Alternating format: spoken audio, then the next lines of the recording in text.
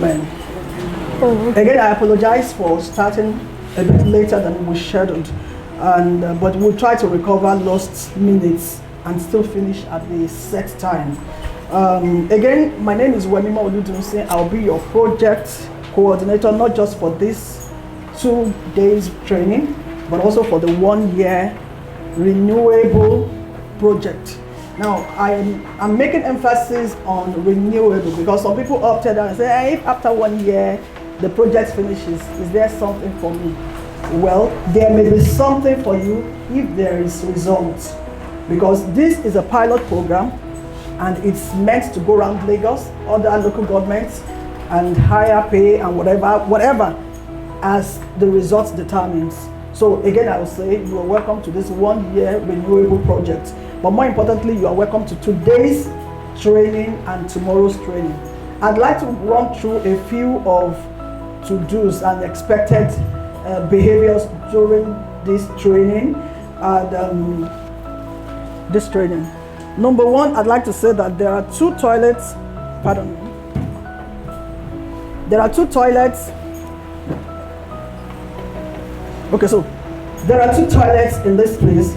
The men can go through this place to the toilet behind this green door, and then the ladies can enter through this place to the toilet behind this door. There are 2 exits as well, this obviously, and there is one through that room out there. We do not expect anybody moving here the moment the presentation started. That's expected. So if you're here and you need to use the restroom or you need to go out for any reason, please this way. But if you're here and you need to move, please start away. Again, the toilets are here and there. The ladies can come through this place while the guys go over there. Every participant is to submit a passport photograph. I'm sure some of you didn't get that information on time. So tomorrow is a good time to submit it, because what you are wearing is a temporary tag. The moment the project starts, the schools will not accept it. A good number of you are not staff of Lagos State schools. So they won't allow you to come in to have access to their children, except of course you have an African Mission ID with your picture. So we're going to do a permanent ID that will be inserted into this same tag you have, not this paper ID that you have today. So I'd like to have your passport photograph after today, maybe tomorrow. Please ensure you sign in and sign out on that attendance sheet. It's very, very important. We need to report to the head office the number of people that actually turned in for today's training, and then sign out too. It's important I know when you leave so that I know what you miss if you have to miss anything. So please sign in and sign out. Kindly fill the form given to you at the registration desk and return before leaving. Not returning your form is the same as you not attending the training. It's the form we will use to do the posting. Of course, you can see on the form, is the form we will use to pay you, that will get your bank details and all of that when it's time to make payment. Kindly note that coming on just one of the 2 days will not allow us to post you. It won't qualify you for posting. The reasons are that today we'll be taking up just literacy, and tomorrow we'll be taking numeracy. And there are reasons why you must have both, because there may be times where you have to swap and do things, and so you must have both training to be complete.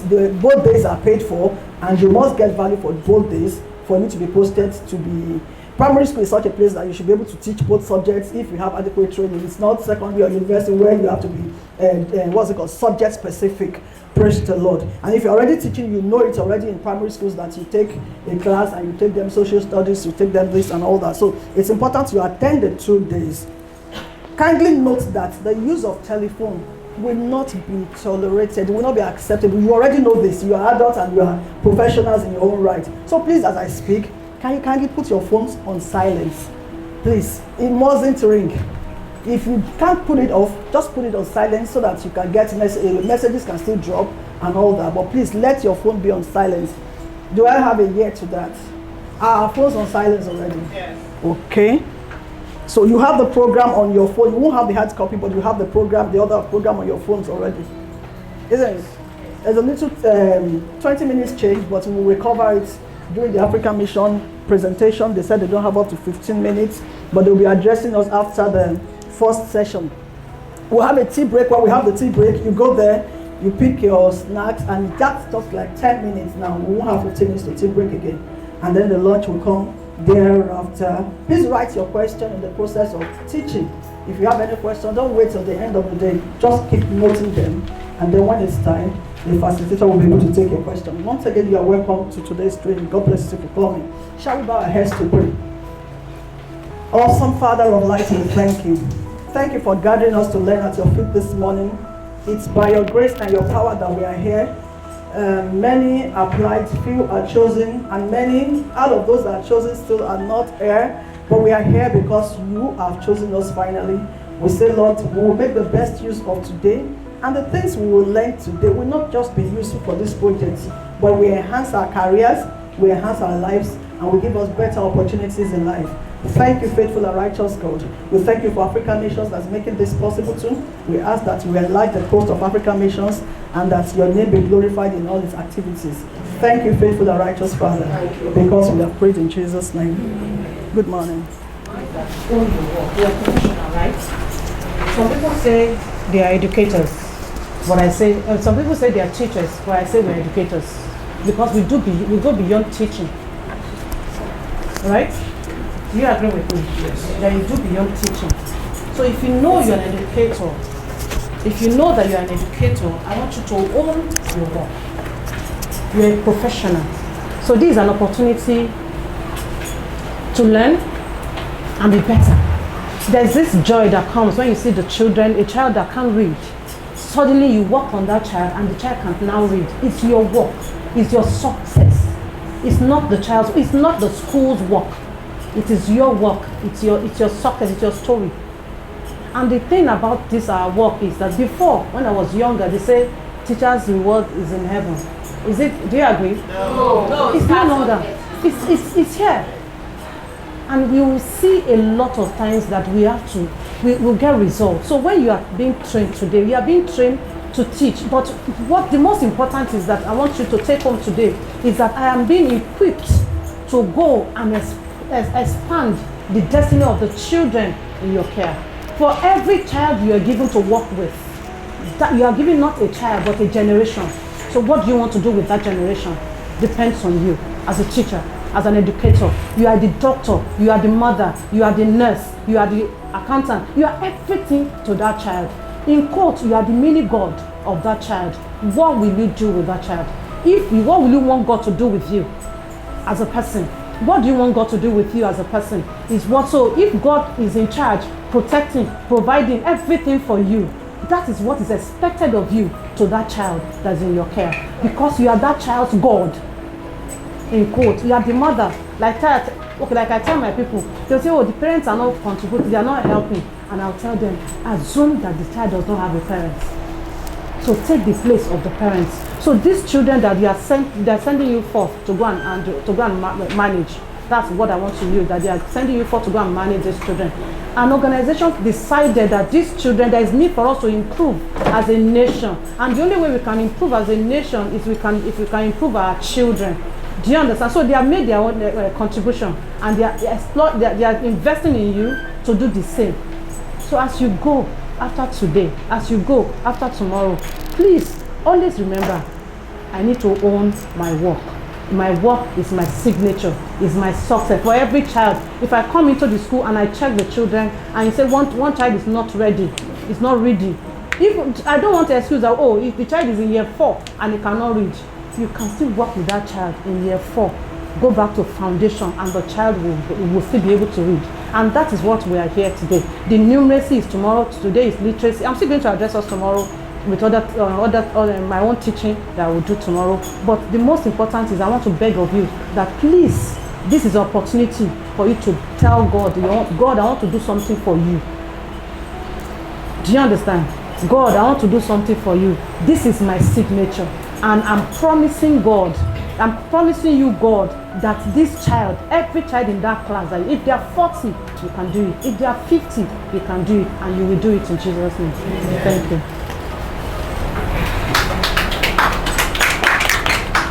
I don't think I know. Hi, good morning, everybody. Start the teaching. Can I make do without? Okay. because holding it is going to be an inconvenience. All right, good morning once again. My name is Fumiola Jede, and I'll be the one anchoring or facilitating the literacy aspect of this training. Okay, so based on what I have heard, it's apparent that we are training you to go out there and do wonders. Let me use that word for lack of a better word. Well, so what that means is that you, by the time you're done with this training, should be able to manipulate circumstances, situations, equipment, non-availability of equipment, anything that might go for or against what you need to do. Now, I need us to understand this. As educators, you will have challenges, no matter how well equipped, how conducive, how resourceful the environment within which you're working in is. There would always be one challenge or the other. The challenge could be with the parents, it could be with the child that you're having to take, it could be with the environment within which you are in. So it's not about being in a rich environment or being in an underprivileged environment. It simply has to do with what we can make with whatever it is that we are given. So I would like us to have the mindset of, okay, so whatever it is that is coming my way, I will take, I will mold, I would remold, and then I will push it forward. So that at the end of the day, it's not because, okay, let me give you an example. You are from a different environment. You are from a different environment. What applies in your own environment does not apply in your environment. So I can't readily say that what she will take is what you will take. So it's not a one shoe or one size fits all in this situation. So I need us to have that open mind as we go forward. Okay? All right. So I've told you my name. I would like to know, I don't know how we can do that. I'd like to know our names. I might not remember, but I might not remember everything, but along the line, I might remember some. But it's good that we get to know each other before we commence on this whole day's journey of how many hours, I don't know. All right, please, can I get to know you? No, you don't need to. You don't need to stand. Yes, ma'am. Are you a teacher? Yes. Please tell me exactly what you do, so that we'll know, and then I'll know how best to address you. Yes, please. Okay. Boniface Charles. You don't need to stand. Yes, sir. Joseph Luaja. All right. Yes, ma'am. Joyce Abada. Auntie Joyce. Christina. Are you for the training? Praise. I pray I remember. Rosemary. What's your name? Miss Bukola. Tolulope. Aureolua. Yes. All right. Mr. Osi, yes. Abiodun. All right, ma'am. Yes, ma'am. Temi Tokpe. Okay, ma'am. Yes, please. Yes, please. Yes, please. Yes, please. You're part of us, aren't you? Okay. Okay. All right. Back to you, sir. All right. Okay. Okay. Okay. All right. Yes, ma'am. Are you part of us? Okay. Okay, you are. All right. So, like I said, my name is Fumiola. I might not remember everybody's name, but I'll try. I know Alaja's name would probably, I'll remember it the most. Medina Tabi. I think, and I know there's a Praise, there's a Christiana. Am I right? There's a Shemilori or something. Is it? Yes. Hey, there's a, I should remember your own. Okay, I know, I'll use something to remember you. Okay, so there's a Toyosi, there's the Aureolua. You see, I would remember. But just pardon me if I don't. Okay, so now let's get down to business. Now, how many of us are presently teaching? Be proud of it. I am a teacher and I can flex. I like it, I enjoy it. I can't see hands now. You see, when you're proud of something, your hand goes above your head. You're there, you know that you're that thing. Let me be. Okay? So, every other person, we are trying to get into it. It's good, don't worry, you'll enjoy it. It's fun, isn't it? Those of us that are into teaching, isn't it fun? It's interesting. when you have the privilege of molding destinies. That's what you do as a teacher. You mold. So you see, that's why if there's a mistake from our end, it is difficult to change. It is difficult to reverse. So that's why when we have to get it right. We don't have excuses. We have to get it right. Other professions might have excuses. If we make a mistake from the get-go, it will take the grace of God for us to be able to reverse whatever problem we have created. Okay, so now let me ask this question. We're talking about literacy today. What does literacy mean to you? I'll take like about 3-4 persons. What does literacy mean to you? Yes, ma'am. Christiana, yeah? Yes. Literacy, you can simply say, you need. Let me give you the mic. Okay. So use your cheaters voice. the mic. I think for what he is doing. For what he is doing. Literacy can simply awareness. Let you to know the letters children and how to read and understand. Okay. Somebody else? Yes, somebody else. Okay, so let me say, please, I'm coming to you, but let me sound a note of voice. If you want us to leave this place, please be ready to answer questions and ask questions. Okay? Thank you. Yes, please. So I'll say literacy is basically learning to read and write appropriately. Okay. Somebody else? Okay. Yes, ma'am. Yeah, just to buttress what you have said, I think it entails the ability to read and write. Okay. You want to say something, Yeah. sir? Literacy is way of reading letters and alphabets. Okay. All right. So, okay. The last person. My name is I'll say literacy beyond the ability to read and write, but more effectively, especially for individuals to understand what information is all about. Okay. Letters. Okay. Okay. Thank you, everybody. Okay. So the thing there is this: we all have. There's a lecturer that I have. He will tell you that whatever it is that I want to teach you, you already know half of it. I don't know if you get me. What I want to teach you, you already know half of it. The only problem is how to align them or probably put them in the right order. That's the only challenge. But that you don't know is a lie. So let's take that and throw it out. As we are, we all have knowledge and understanding of what literacy is. But how to now do it well or do it effectively. To the point, at times when there's always this problem that at times someone might be filled with knowledge and have all the necessary tools, but is not able to pass the knowledge. So you see, we want to learn how to accurately pass that knowledge, to effectively teach. So when we were growing up, I'm going to do a lot of scenarios. When we were growing up, you know that when you get to school and then you're doing English, they will give you a comprehension book that everybody has. They will now ask you, open to page. Your teacher is reading, you are echoing. That's called choral reading, actually. Your teacher is reading, you are echoing. Now, we will now echo and read.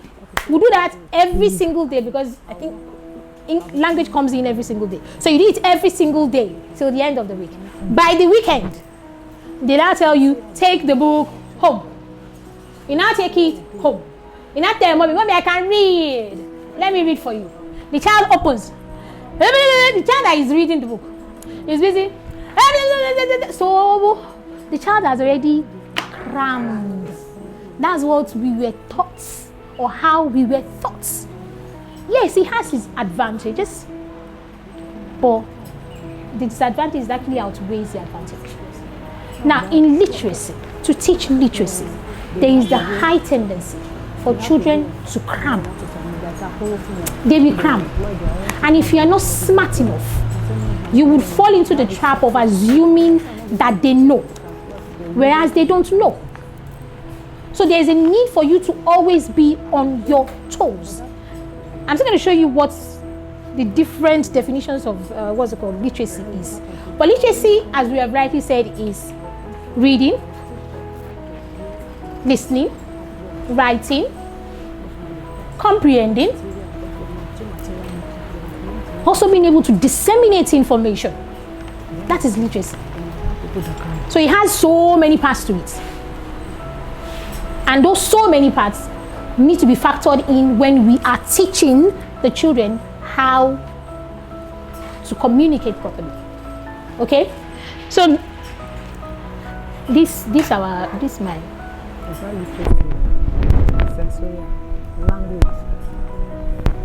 Okay.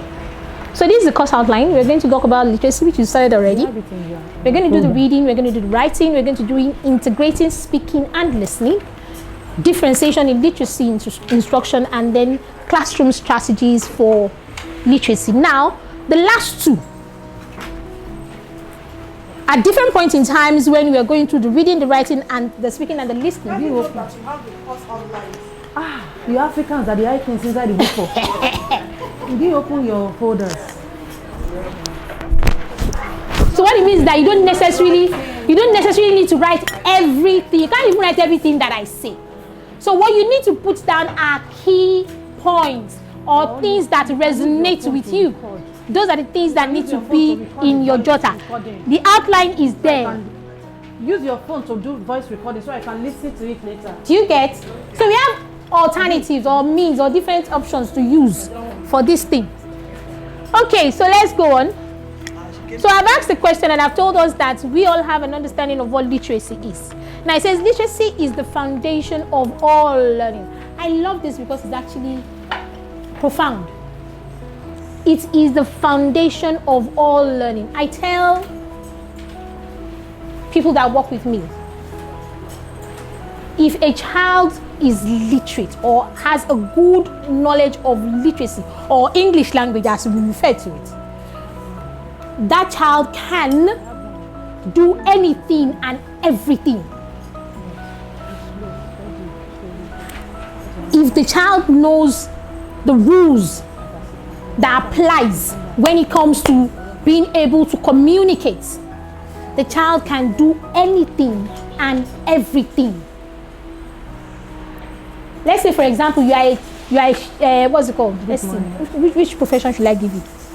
For this training. Maybe don't let me give it to you. Let's use another profession. Which one should I give you? Maybe you are an engineer.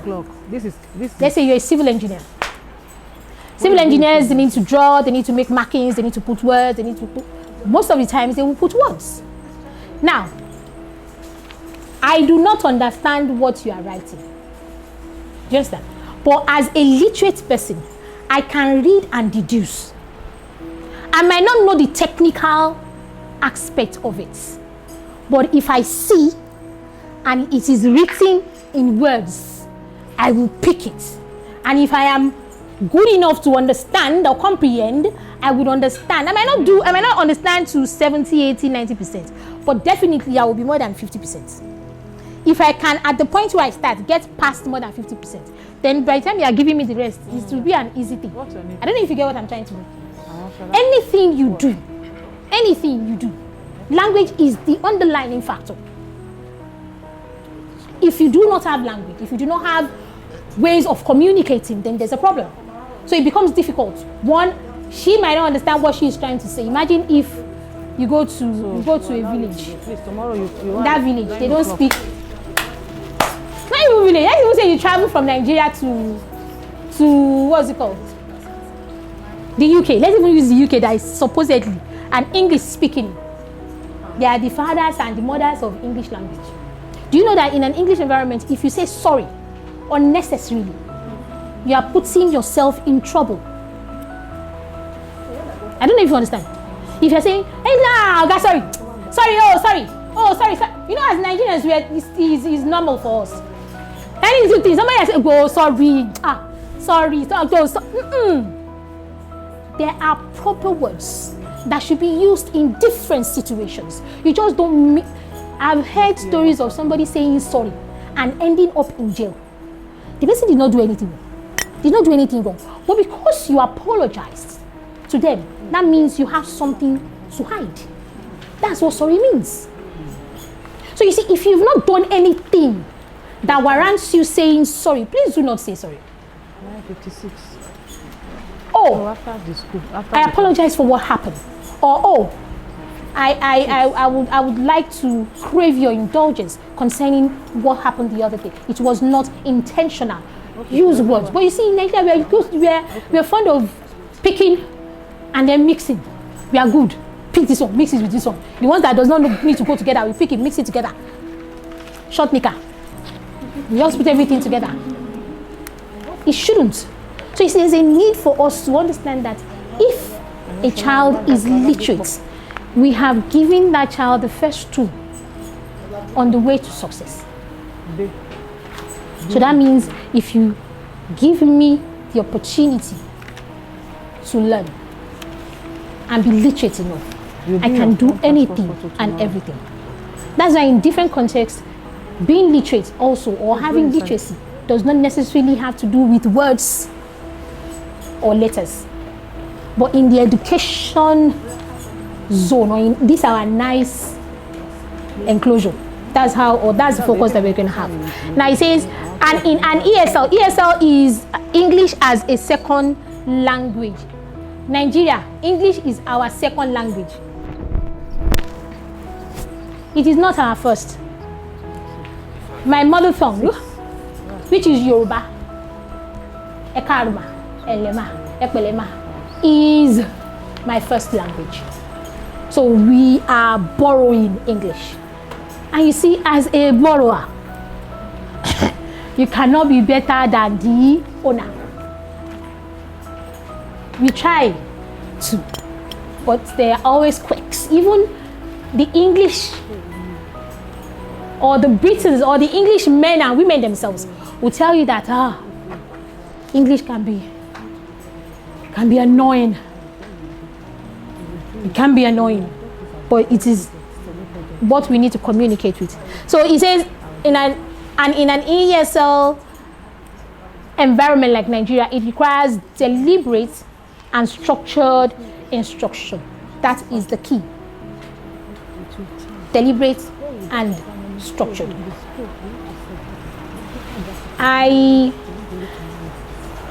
We make this mistake in this country. And I think over my years of being an educator, I've come to realize that a lot of people don't actually know better. So because they don't know better, they assume that what they know is actually the best. In education, you have the British, you have the American. There is still Finland. There are other parts of the world that have their own system. But what is predominant in Nigeria is the American and the British. So I ask people, we speak Queen's English, or we are supposed, let me use that word, don't let me say we speak. We're supposed to speak Queen's English. If I am to teach my children, should I now teach American English? Please, can someone answer me? No. But you see, we do. We actually do. Pronunciation, spellings, we switch. We are like this. We are going back and forth. Because even we ourselves, we've not equipped ourselves with that understanding. That if I am teaching, if the school is using American curriculum, no problem. If I would speak it, you would want to. No, this person is, I'm not praising you. I'm probably just dragging you, you don't know. Now, it says literacy is a bridge from misery to hope. It is a tool for daily life. I found this, while I was doing the research, I found this and I felt I needed to share. So that we'll have a wider understanding or a deeper knowledge of what we're looking at. It says literacy is a bridge from misery to hope. It is a tool for daily life in modern society. Quickly, I'll keep deviating and going back and forth. Now, you know, how many of us, we all have smartphones, yes? We all do WhatsApp, yes? Sincerely, how many of us do not abbreviate? How many of us do not, you know what it means to abbreviate? How many of us do not abbreviate? Only one. One. Yes, are you very proud of it? Please, okay, so in this room I have 1, 2, 3, 4, 5. When I mean abbreviate, you don't use LOL, SMOL, I don't know what that one is. MMMS, I don't know whatever it is. You don't use it. Now, that is a problem that is affecting our society generally. Because we, the adults that are supposed to teach the right thing, are actually doing the wrong thing. So I'm sending a message to someone, and then I say, hi. I don't even know how to, I don't know those, I don't know them. Hi. How are you? I don't know. What? Can I please just use the right word? Dear person, or good day to you, or how are you today? And then I would like to come to you to do this, or I would want to. Can we please just use the words?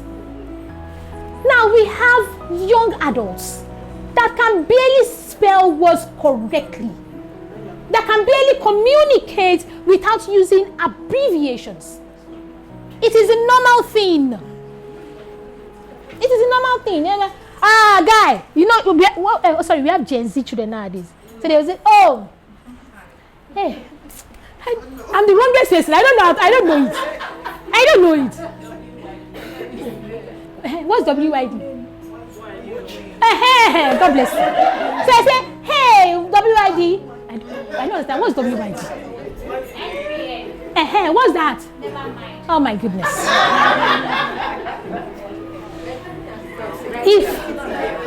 If I need to communicate with you, I will use the words that I need to use. I have a son, and he knows.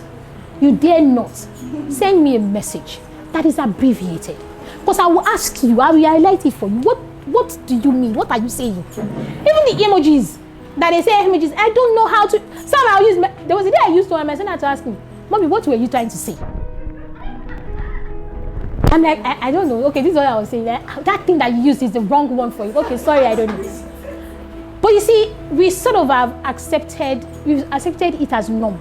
And that is what is killing language. And you see, unfortunately, it's not only the second language, it is actually killing our own language. We've accepted, it's okay, anything goes, we are Gen Z, like Auntie Ore. We're Gen Z, there are some things, please. You said, ma? Oh, she is Gen Z. She looks, there's a look. There's always a look. They always have a look about them. You will know that the aura that comes from them, okay, we know you. He said, the man who does not read good books has no advantage over the man who cannot read them. So that means if I have a book, that's literacy for you.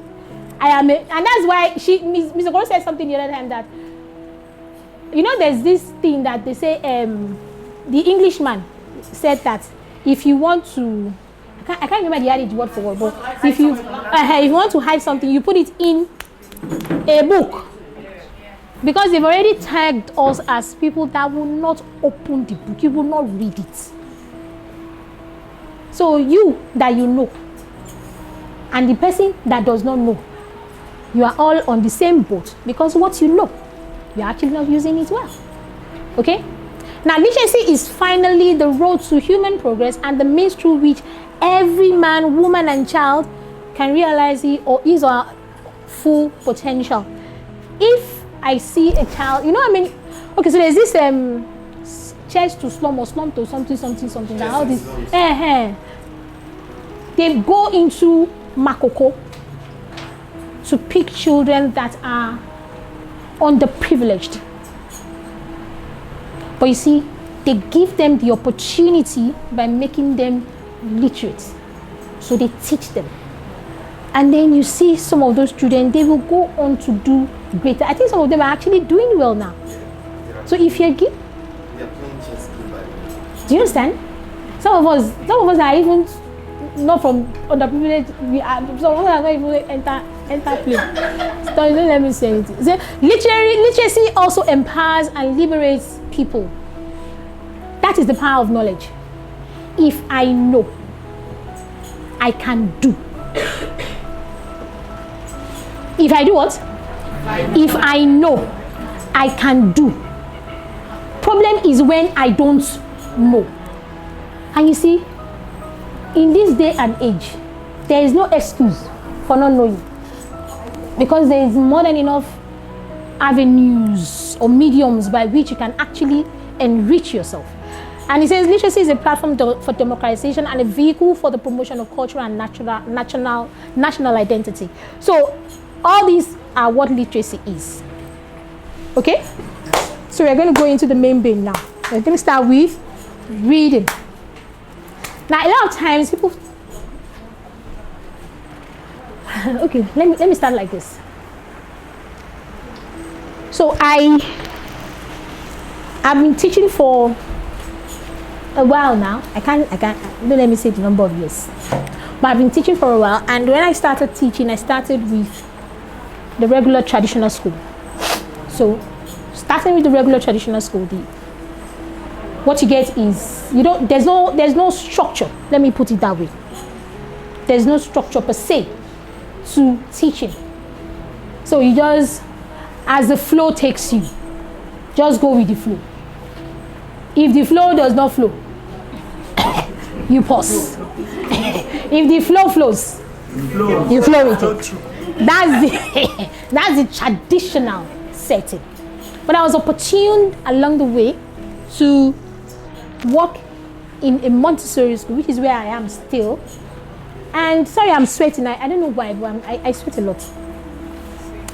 So that's where I am now. And while working in that Montessori setting, I got an insight into seeing literacy and teaching literacy in a different way.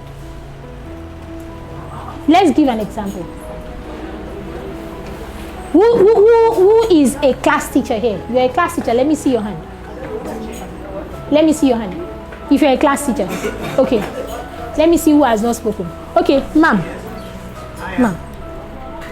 Please, I'm going to ask you this question, and I will need you to be sincere. So don't think of what you're doing presently. Think of what you were doing at the point where you started. As a class teacher, you teach English, you teach math. So when you're teaching English, how do you teach English?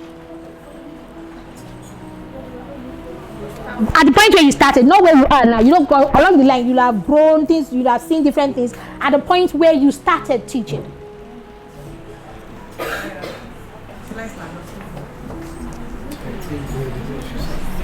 Oh, okay. All right. Yeah, if I want to start English in the class, please can we listen? Yes. First of all, we normally the basic class. So I used to arouse them with a song. So just to arouse the people, just have a share to themselves so that they know that yes. Maybe we should use this. Let's use this so that everybody can hear. Good morning, everyone. So in the basic class, in the junior class, I thought I want to start English with What's them. happening? So we normally start with a song that makes them to know that yes, there's something coming up. English is different from mathematics. So in English, there may be a poem or something or song first. Then if the topic that I want to start with them, I will write it on the board, and I would like a student for them to bring something out from my own topic. Immediately I wrote the topic up, I will let them to have something in mind. So that they know that yes, there's something I want to have their own view first of it, of what I want to teach them, so that at least most of them they learn from each other. So immediately somebody says something, the other one will raise up their hand and say yes. I don't know. Please, when we want to use this, can we try to put it close to our mouth so that every other person can hear what we are saying? I don't need it. My voice is actually very, very okay. All right. So, though I didn't hear everything, but I'll just move on so that we can go on to other things. Now, as a typical regular Nigerian teacher, if you are asked to teach children between the ages of, let's say, 3 and 4. Let's say 3 and 4. What do you teach first? I sound the sound.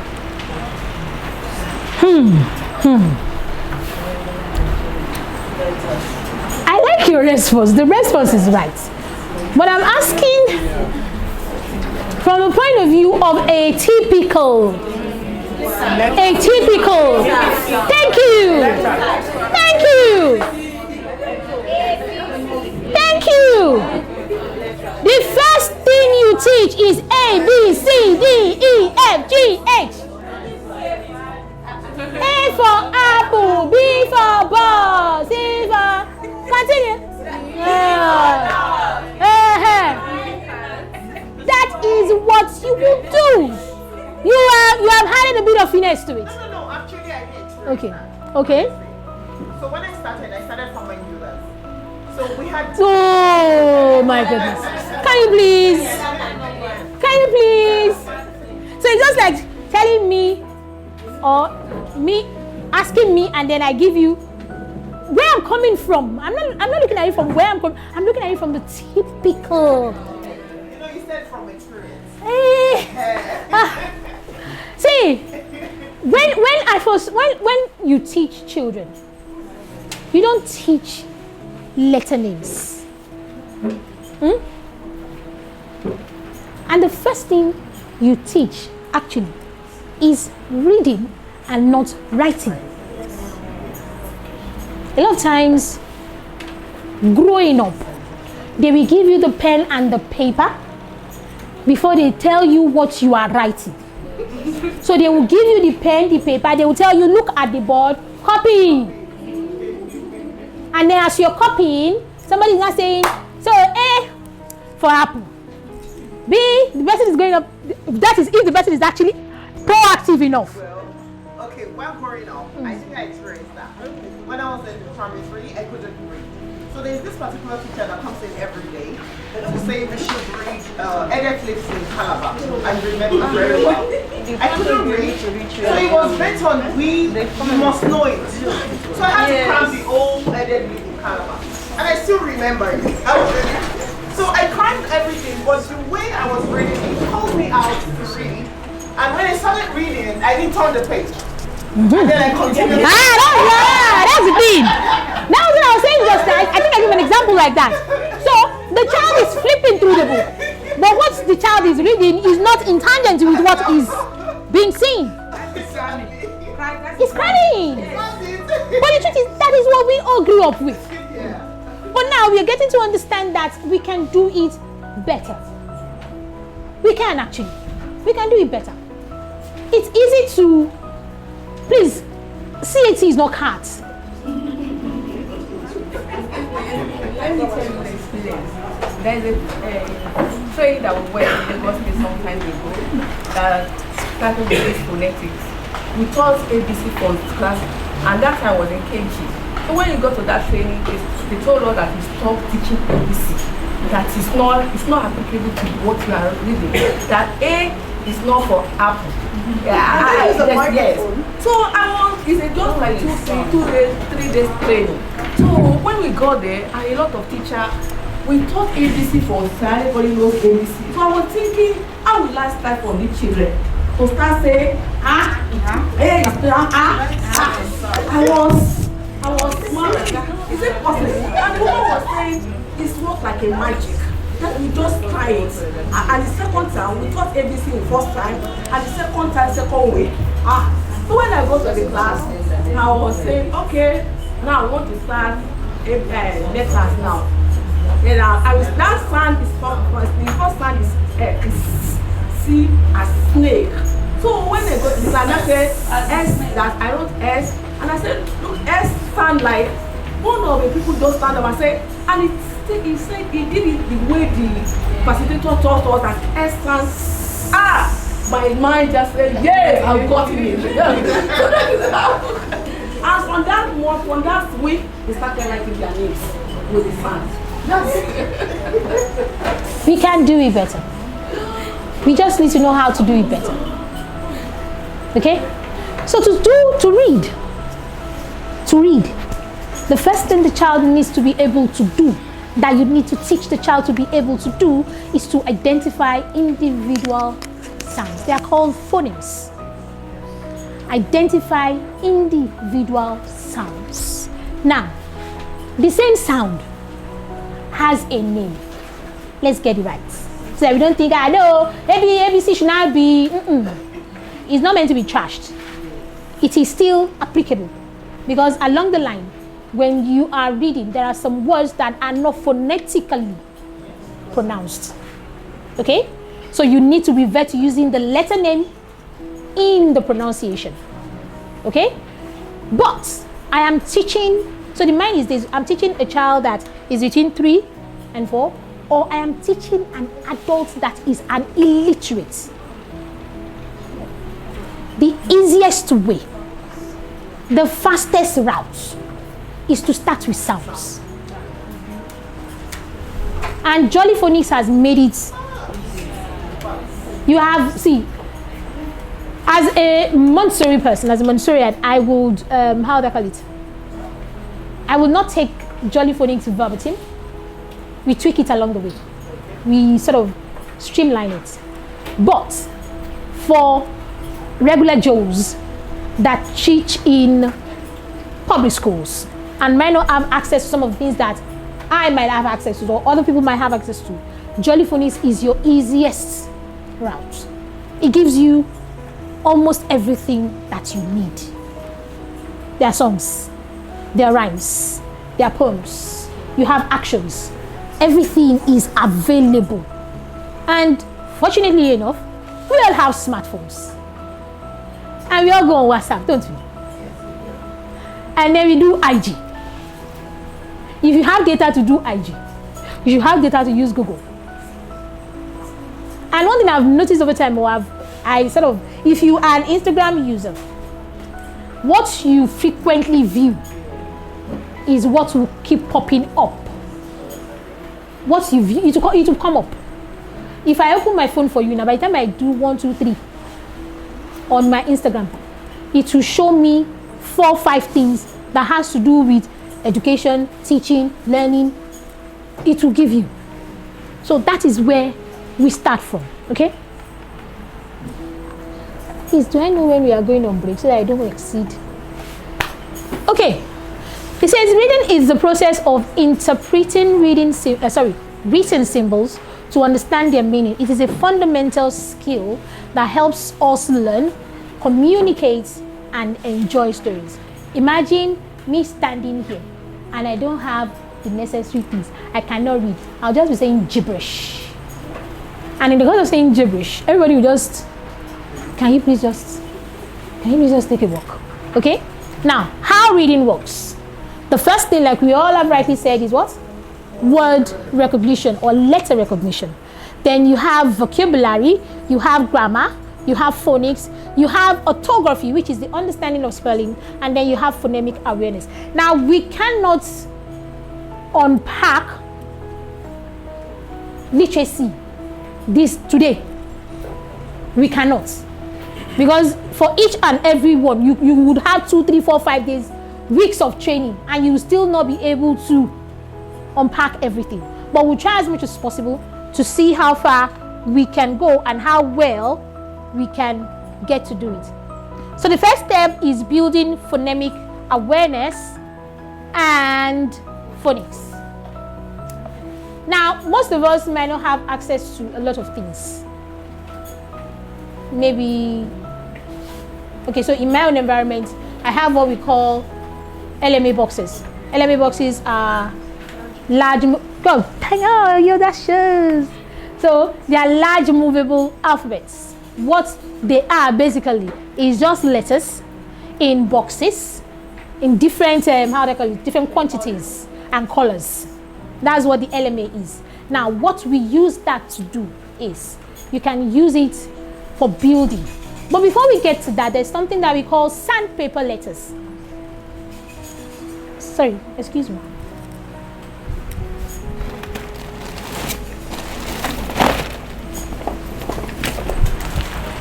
Sorry.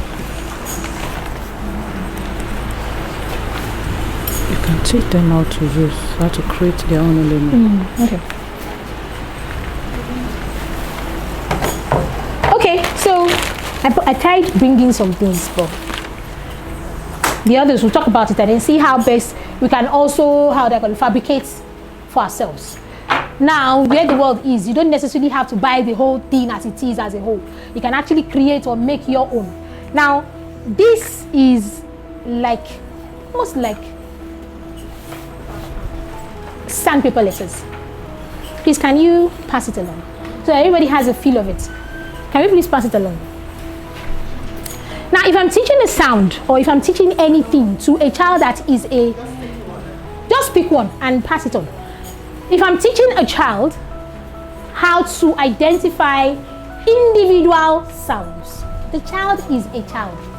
We were the ones that when the teacher came, we just write, this is A. Everybody say A. A for apple.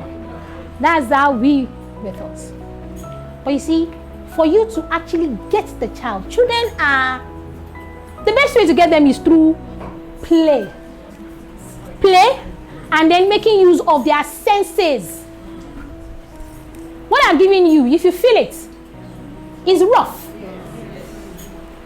It puts an imprint in the child's mind and brain. Now, please, let me clarify something. When we teach, or when I'm to teach, what's it called? Phonemes. This was the one I could get my hands on. I didn't want to take the one that is in my class or that is in the classes. I don't start with capital letters. I only do small letters. So to teach sounds, and that's how you can also differentiate it. To teach sounds, you use small letters. So if I'm teaching sounds, Jolly Phonics has 4 groups. There's SAT, IPN. What's the next one? Okay, and then there is GULFB. Okay, and then you now have all the difficult ones at the end. Now, let me tell you what that does. If you're going to go teach these people, that is what you should teach them. Do you understand? Don't teach from A. Don't start with A or A for A. Don't make that mistake. Use the groupings. Now, let me tell you what the grouping does. It makes reading easy and smooth. That's the essence of that grouping. So imagine, like she rightly said, the first time she used it in her class, she just said, she knows, okay, so what can tell me? It goes like, that child is sealed. Because I'm teaching you and I'm telling you, as in, as in, as in, if the child forgets everything, the child will not forget. Because you've added action, it's playful, there is audio, and the child can also see. So you've compressed everything into one thing. So it's easy to teach them with those sounds. And by the time you keep teaching them with the sounds, it is now easy for me to say, okay, so we've done sounds. Now let me start with blending. Blending is when you put together the sounds to make a word. But you see, it also takes skill for you to be able to do it well. Okay? Now it says phonemic awareness and phonics are crucial in helping English as a second language. Sorry, phonemic awareness and phonics are crucial in helping English as a second language learners develop reading, spelling, and pronunciation skills. While phonemic awareness focuses on recognizing and manipulating sounds in spoken words, phonics connects these sounds to letters. Don't even close it because I'm sweating already. Okay, so phonics connects these sounds to letters and spelling patterns. See, that's where he's trying to get. Please check if you can still access the class. Okay, so while we are waiting, it says, so this is like a comparison of the two, so I will know which is which and then not, what's it called, mix it up. Phonemic awareness is the ability to hear, identify, and manipulate individual sounds in spoken words. It is purely auditory and does not involve written letters. That means when I'm teaching you phonemes, I'm teaching you the sounds. The sounds, before you can, in Montessori, we do concrete before you do abstract. That means I have shown you, I have said it, we have played with it before you now transfer it. Abstract is when you start writing in the Montessori context. Okay? So abstract is when you start writing. So phonemic awareness does not have anything to do with that. Now the first sounds are S, A, T, I, P, N. I like to call it sapping. It's easy, isn't it? Now, so I want to start teaching a child. And I am teaching that child with sounds. That's what we are agreeing to now. We start with sounds. Now, in an environment where you cannot get the materials, this thing that you have, you can make with cardboard and sandpaper letters. I said sandpaper letters. Okay, sand and glue, yes. But there's this thing that thank you, that carpenters use to smoothen. You can cut out the letters, paste on a cardboard, and then use for your children. If you laminate it, they won't feel it. So you just put it on it and then you use it. That is you creating your own material. So you can actually create it. If you don't have the sandpaper, like Shirley said, you can get top bond. We all use top bond, don't we? And it actually holds a lot.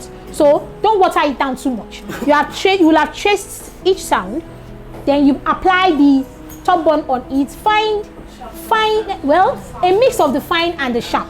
It shouldn't be too sharp. It also shouldn't be too fine. So a mix of the sharp and the fine, and then you sprinkle it on it and keep it aside. Before you know it, you've made your own sandpaper letters. Now let me tell you what this does. As a child, you ask me, or you're telling me about a particular sound I have never seen. It is not in my understanding, but you give me this, and I show my child how to trace that thing. What I am doing is I am giving the child a physical representation of that sound that sinks into their head. At that point, children are more physical than mental. They want to see, they want to feel, they want to put something in their mouth if possible. Do you get? If you teach that child with this, by the time you take this away, which is not immediate, please let's note that. One, please let's note this. One, you don't teach more than 3 sounds per time. Depending, it's better to be safe. It's better to be safe than sorry. 2, 3. As a teacher, I can tell you that I can do 5. And I'll be able to assess if my children understand or not. But to be safe, do 3. So pick 3 random sounds from this and teach it. You can teach that sound or those set of sounds depending on the level of absorption that the children are showing you, level of understanding that they are showing you. You can teach it for 2-3 weeks, if not more. There are some children that by the end of the 2nd week, they already have it. There are some that by the end of the 4th week, they are still struggling. There are some that maybe somewhere in between the third is where they are getting it. That is differentiation. That's why I said we will be talking about differentiation in between the learning that we are having. Because I have a crop of children does not mean that all the children in my class are going to learn the same way. They all learn differently. And because they all learn differently, I need to factor that into how I plan for them. Yes, my plan will be what it has to be, which is, this is where we start, this is where our goal, or this is where our end is. But along the line, on the journey to that end goal, I might have stops, I might have pauses, I might have complete derailing. But I must still always find my way back to where we are going and where we need to get to. So as a teacher, it should be at the back of your mind that when you are planning, plan as if anything can happen. I can plan that I'm going to teach SATP, and then I get into a class and I see a child that does not even have words or cannot even say anything, and I'm saying, sis, the child doesn't really know what are you telling me? Are you really serious? So I need to solve that problem before I teach. I may not be the one to solve it, but if I need to, I escalate it to the necessary persons so that they can solve it. Okay? So it is necessary that we do. So please, I'll need you to always catch my drifts. I'll be going, I don't know how to go straight. So I'll be going left and right, back and forth, back and in and out. Just try as much as possible. Thank you, ma. Just try as much as possible to flow with me. Okay? Now it says, I told you that we can make this. And that goes for virtually almost every material that you would need. You can actually create. When I started teaching when I started in a Montessori environment and I started learning, I learned that I needed to create worksheets for the children that I was teaching. And most of the worksheets that I needed to use, I needed to use worksheets for the children. But most of the worksheets that I will have access to or I'm able to get do not align with what I'm teaching. So what I used to do then was I would wait back in my place of work then. I didn't have a laptop. So you see, it can be, as I said, it does not necessarily have to be that you are buoyant or sufficient. That's not. I was working, but I didn't have a laptop. And I needed to do these things. And I couldn't leave it till whenever. So what I would do is, the front desk automatically has a desktop. Whether you like it or not, there's a desktop in that environment. So I became best of pals with the front desk person. Not because of anything, just because I know that, please just go, I want to use a laptop, I want to use a desktop. So I'll tell her, please, anything that you know that is sensitive that you don't want me to see, please just lock it somewhere so that I can, because I would go online. So what I would do is, when they have closed at 5 o'clock, that's when I will now sit. And then, I'll now start thinking. When I started with was creating, matching worksheets. So if I want to match things, how do I do it? What I have, they'll give you all sorts of odd things. You know, it's aligned with their own distance. So they will give you all sorts of odd things. And I'm wondering, okay, so I'll go online, look for the clip arts for those particular things that I need. Copy, paste, streamline, do all the physics that I needed to do. And then so when I started, it was a bit challenging. But over time, it became something normal.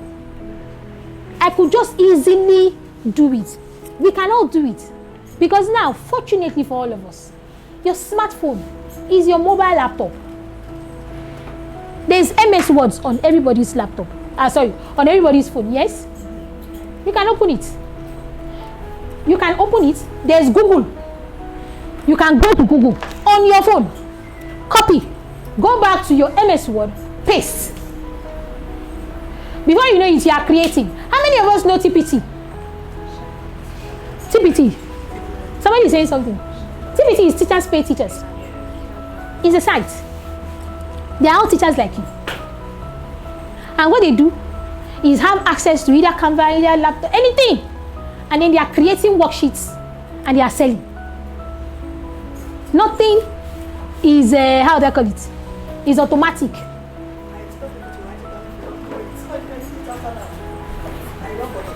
You can see, they are free. If you go to TPT, there are free worksheets. You can find free worksheets. You can buy the ones that you feel like I have bought on it. But you see, then I'll look for the ones that, based on my teacher's salary. I won't be breaking the bank. So I'll buy, and then once I buy, I still have some of those resources. I can keep recycling and then keep reusing.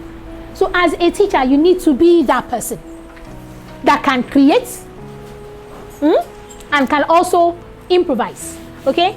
So we said it is purely auditory and does not involve written letters. Example, a student who understands phonemic awareness can hear the sounds acts in cat. I said CAT is not cat.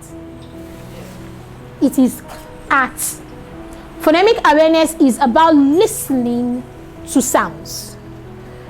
While phonics, on the other hand, involves the relationship between phonemes and graphemes, letter or letter groups. It helps students decode words by understanding letter-sound correspondence.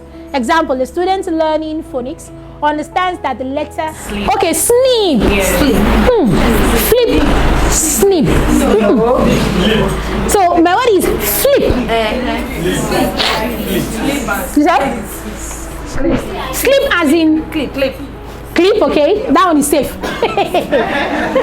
That one is safe. Yes. The sleep, thank you. Is the spelling that I want to. It's the SLIP, not the SLEEP. So we need to get that right, because you don't want to go and teach the children and then pack everything inside it. Okay, so who's winning? Nobody. I'm still winning. Okay. Last one. Rhyming words. Give me a word that rhymes with.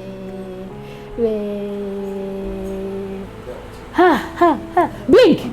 Let me tax you. Blink. Wink. Huh? Clink. Drink.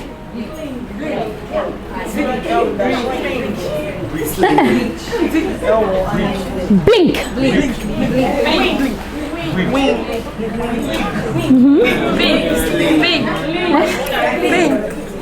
Pink. I can manage that.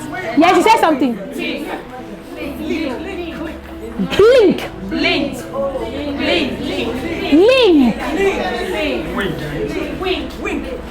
No. It is. She's right. Link. But link. Wink as in WINK. Yes.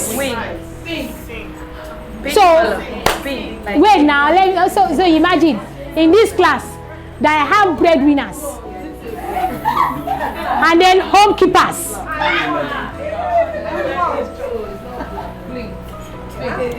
Yes, saying you wanted rhyming words for sing.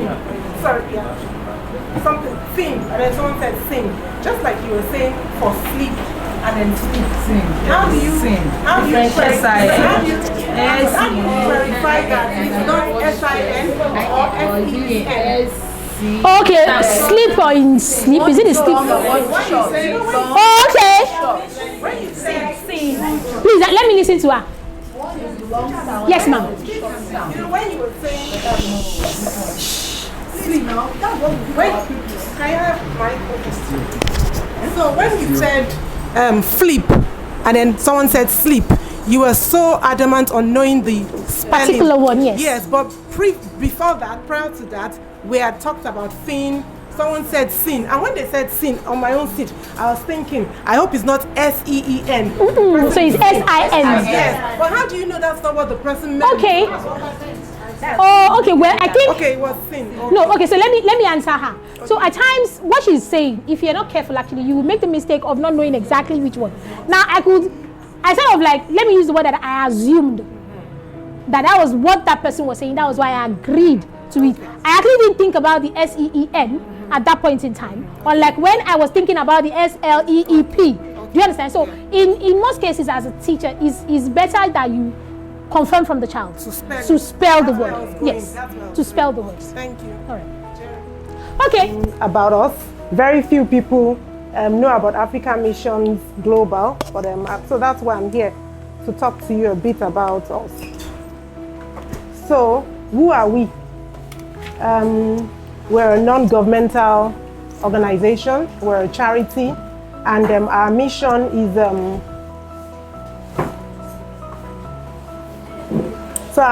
to rescue and empower humanity. And we have 3 strategic pillars that we use, and that is to reach out. If we can reach out, we can rescue you, and then we can also empower you. And what's our vision? Our vision is to be a leading organization for global charity. That's our mission. And it's based or hinged on our core values, which are compassion. We're compassionate. So people meet us, they have issues, maybe a school, they need something or to assist with a building or something, and then we look at it and see if it's something we can assist with. We have integrity because donors give us funds and we have to be accountable. We also pray. So we have prayers every month. We pray as an organization. Excellence. We like to do things excellently well. We like to do things very, very good. Also, our core value is also prudence. We are prudent, and we are people-oriented, as you can see here. So we want to impact. And we were established. Well, we've been established since 1996. Our mandate is taken from the book of 25. I forgot to say we're a faith-based charity organization. So our mandate is taken from Matthew 25:35, which says, feed, where Jesus was saying, and then so we picked up, feed the hungry, give drink to the thirsty, welcoming of strangers, clothe the naked, care for the sick, visit prisoners, and empower the unskilled. So if you look at the right-hand side, this side, you can see, so it's from this mandate that our social action programs have been coined. And by that, our umbrella, Edu Africa. So our front burner is education. We are passionate about education. So that's our front burner. But for the Feed Africa, it's taken from the very first one. Can you see? Feed the hungry. That's Feed Africa. The next one, give drink to the thirsty. And that's Water Africa. So we go around, we execute boreholes across communities, schools. The next one is welcoming of strangers, and that's Shelter Africa. So we have, like in Maiduguri, we have an IDP there. So where we, have helped kind of to rehabilitate. We also have a school there with them. The next one is Clothe the Naked, and that's Clothe Africa. So we give out clothes. People send us clothes, new clothes, used clothes in very good condition. We give it out. The next one is Care for the Sick, and that's where you find Heal Africa. Okay, and then you see Visit Prisoners. That's where you see Free Africa there, and Empower the Unskilled. Okay, a little about our visionaire. So our visionaire is Pastor Mrs. Folu Adeboye. She's a dedicated educator. She's also a philanthropist. I'm sure a lot of you, who doesn't know her, who has never heard her. So she's also an administrator and a mentor with over 40 years of experience in education. She has played a very pivotal role in curriculum development, teachers training, and strategic education improvement. And she's very passionate about quality education. She's very passionate about people, being educated, knowing how to read, knowing how to, literacy, numeracy. And she founded Christ the Redeemer School movement. And she has established numerous Christian institutions across Africa where she, continues to help. And she's also a very compassionate leader. She supports global initiatives. We also have programs outside of Nigeria, across Africa, and we're aligned with the United Nations SDG, which is SDG Social Development Goals, where a lot of, at the United Nations, they say all organizations should have SDGs. So we are aligned with that. And like I mentioned before, our focus is on education. and an empowerment of gender equity and vulnerable populations. Okay, so what's our strategic ambition? You can see that we have another logo there. This is Horizon. So when we went to the United Nations about 2 years ago, we refocused and we said, you know, that we want to impact 100 million lives by 2033, especially through education initiatives, because that's our front burner, and that's what we're doing right now. So why are we here? We're here to support you. We're not here to take anybody's job. We're, like I said, a non-governmental organization, faith-based. So we're here to support you in your teaching and to make sure that pupils can read and write. So according to UNICEF, this is a study, they say 4 in 5 children in Africa, that's 9 in 10 in Sahara Africa, they are unable to read and they can't understand a simple story, which we have agreed. Abi, here today, they can't read, and that's why you see them stuttering. They can't read, and even those that read, they don't understand what they have read. So they can't understand a simple story. So we have decided to help by providing more hands. We know that you people are trying, but we feel that if you get proper training and you are trained, then you can impact the children. And if you impact the children, then they begin to understand, they begin to read, they begin to do their numeracies very well. Not when they say 1 + 1 and then they throw away 1. They say, I've thrown it away, you know, so they understand better. And then this foundational literacy campaign is going to also be executed in other states in Nigeria and countries across Africa. And while I was there, you know, before I came, you know, something just flashed back. A few years ago, maybe 2012 or so, my late mom, there was this not too young girl that came to, you know, stay with her. You know, they would go out together, and she couldn't write her name. Okay, she could write her name. I'm sure they had taught her so many times she could write, but apart from that, she didn't know anything. And we had my niece who was also, you know, living with us. She was in primary 3, and of course she's a Montessori school. And they got to be friends, even though their ages apart. And one day she came to meet me. I don't know, they had done their little arrangement, and she says, "Ma, I want the girl. Let's say her name is Sheyi. I want Sheyi to start teaching me, you know, English. Teach me alphabets and everything." And I looked at her, I said, I'm delighted, as long as it's not affecting what you're doing for Mama when she needs you. So they arranged, you know, by 7:38, she's done with everything. She would have done everything. And then they sit down together, you know, and the little primary 3 student becomes a teacher, and she stooped low. And I'll be hearing them, you know, she'll be saying, "No, I say it's ba, ba, ba." I'm like, what are they saying? Ka, ka, ka, you know? But where am I going? In about 4 months or 5 months, I'm not joking, real life story, you know, maybe 5-6 months, one day I suddenly was looking for Punch newspaper on a Saturday, and I was like, well, I dropped it here. By the time I went outside, I saw her, she sat there, she was reading. I said, "Say what?" I said, "Where did you carry this paper?" She said, "She's trying to read." I said, "Can you read?" I said, "She started reading." She was reading because of this Montessori that the primary 3 student had taught her. She subjected herself to her. She was her teacher, and she could read. And not only that, she became an asset to us. When we go out or something, and then they say, "Oh, Mama needs a particular medication," you know, she might not be able to, you know, read that, but you know what? She could tell us the letters. We say, "Don't worry, no way, just tell us the letters." So she would call it L, I, this, we quick scribble it, and then we know it. And some she could actually try. So what am I trying to say? Today, I went for a conference once, and the person said something that has stuck with me. You know, she said, "We unlearn."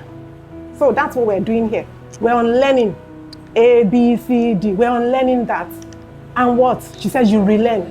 So you are here, you're relearning. And that's where you're having, even I have picked up a few things, you know, ba, ba, you know, ka, ka, you know, so you're relearning. So you're unlearning. So please make up your mind to unlearn all those old, you know, methods, and make up your mind that you're relearning. So you are here to relearn, okay? And that's all. So thank you very much. Any questions? Okay. Thank you. God bless African mission. Amen. So right about now we have less than 10 minutes for it. So please go.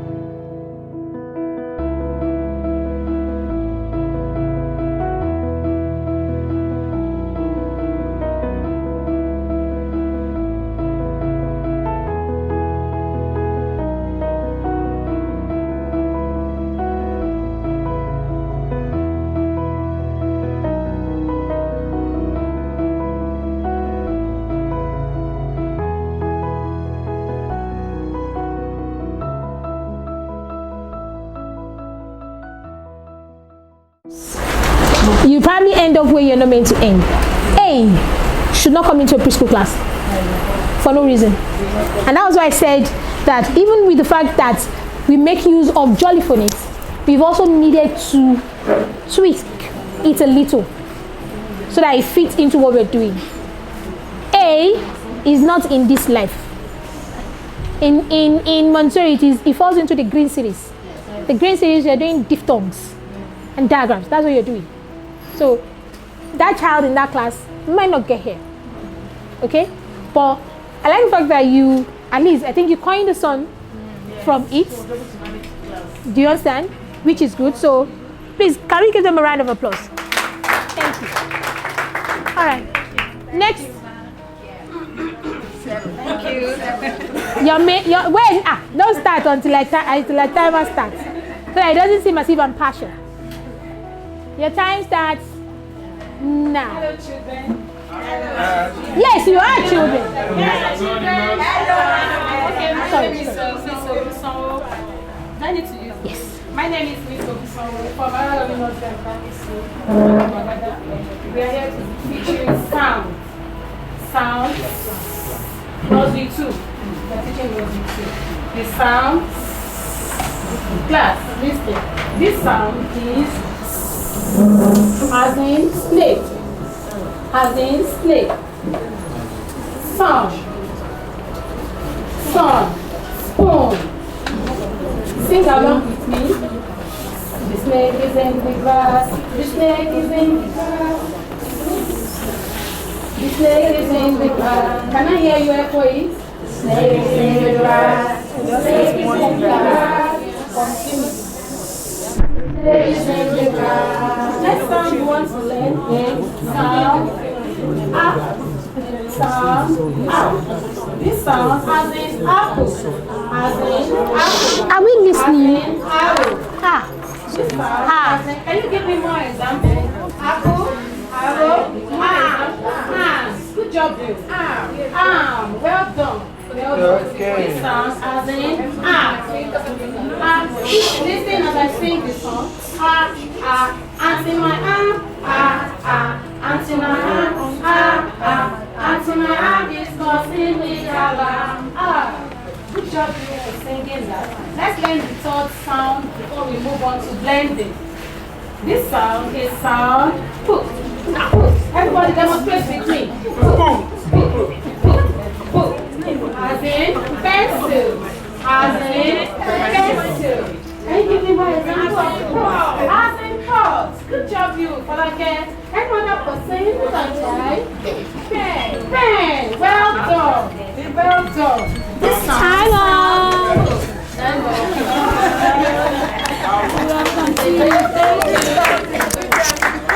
Thank you. All right. What do we have to say? Good job.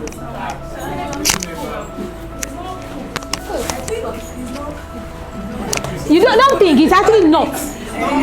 So you are saying the right. You are on the right track. It is what?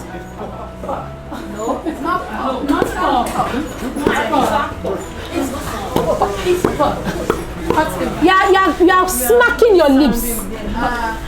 You are smacking your lips already. You are distorting the sound. So the sound is. What to make it louder? No, that's the sound. So nobody will hear the sound. That is how you do it. Because, please listen, in language there are voice and there are voiceless sounds. There are some sounds that don't make sound. Do you understand? So when I do, that is H, but it is. So, do you understand? So you need to. Now, let me chip in something here. Because we are identifying some of the errors that we make as adults, it is an opportunity to learn.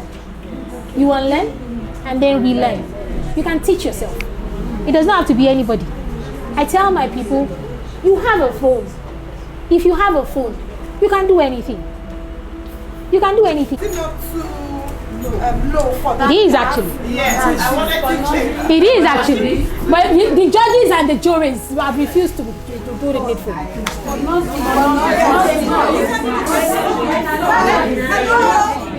Today, in our literacy, we'll be identifying letter sounds.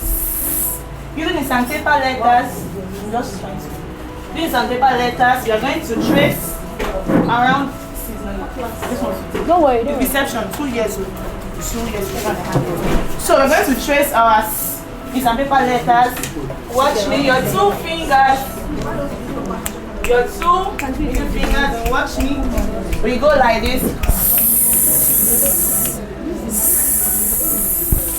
Okay.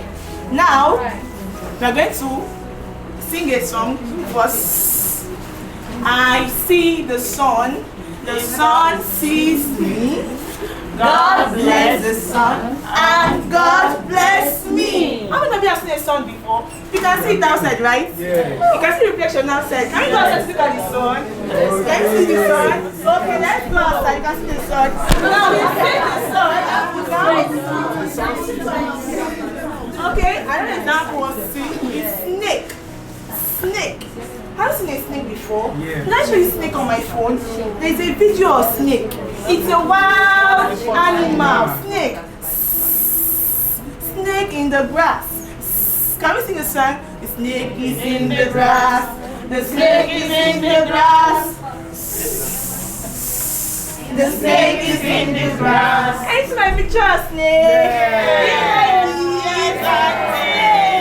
okay.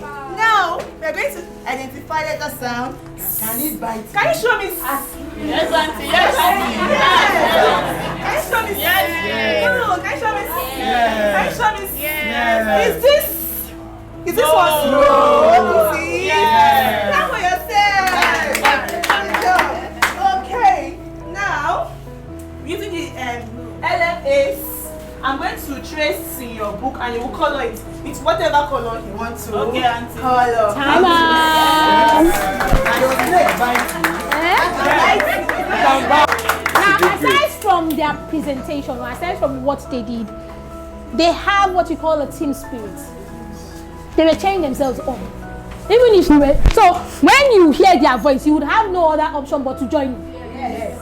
Do you understand? That's why their own presentation seemed as if it was a bit much more engaging. She was able to connect with them. They connected with her. So well done. Who is there? Okay, your time starts now. So I'm from group 4 and our sound is B. Can you say B? B. Now to say B, you close your lips. Boom. Everybody say B. B. So lips closed and mouth open. Say lips closed, and mouth open. So that all right. And then this is a what? What does this look like? No, not sheep. What does this look like? This is a boat. Somebody say boat. Boat. Which, can I have my bag? What is this? A big bag. Somebody say a big bag. Can you show me how big your bag is? Yes, this is a big bag. So we can say the big bag is on a boat. Can we say that again? The big bag is on a boat. Do you remember how to pronounce B? Lips closed and mouth open. Put your hands together for yourself. And now I have a song to teach you, a very popular song.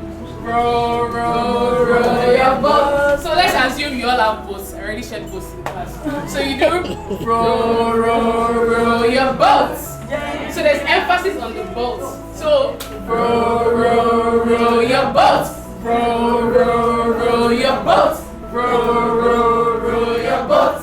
Gently on the stream again. Row, row, row your boat. Then last lesson before I leave. So to draw your bus sound, everybody say with me. Lying down, and curve. Lying down, and curve. Can we do it again? Lying down and curve. That brings to the end of my class. Thank you.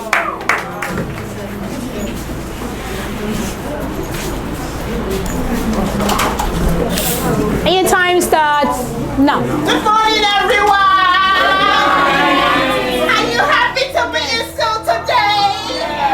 Remember we taught some letter sound last week, isn't it? Yes. Good job. Everybody, let's wave it in the air. Your hands up. Come in. And take it out. And that's make what sound, everybody? Good job. Who can tell me what are the letter sound associated with that sound? Who can tell me? We did some letter sound. Can you remember? Snake. Let me show you some pictures. Who can tell me what this is? Star. Good job. And this one is snake. A snake.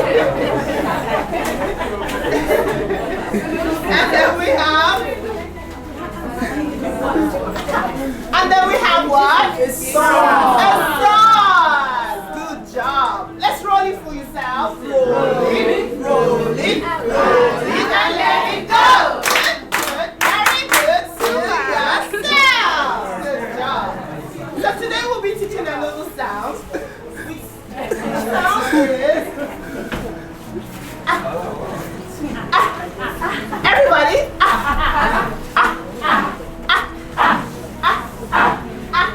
Can you do the demonstration, please?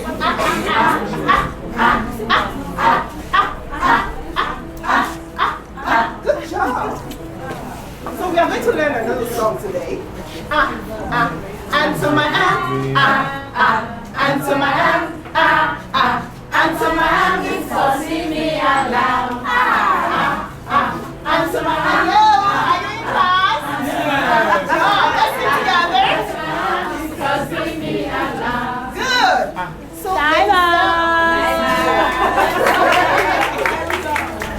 Okay. And your time? Hi, children. Give me high five. Today, what we have today, we have songs. Can you see what I say? Please come to me. As the what? Name. What sounds? But we don't know that. Name. Say it again. Let's once again. Hold your hands down. Stop. What's that? As the wall. As the wall. Spider. Essence. Look up, son. What's this? Spoons.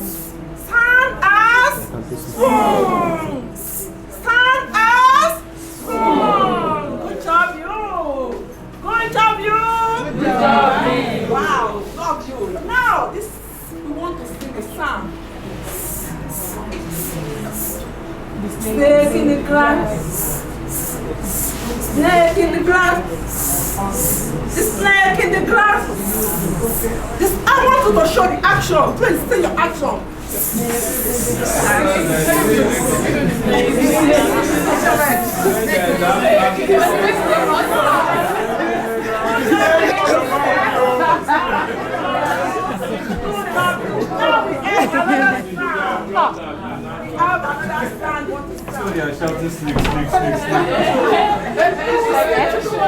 Oh, okay. Wow! I mean, wow! The only thing she now needs to work on is consciously trying to pronounce it properly. Yes, ma'am. You're trying. Good afternoon, class.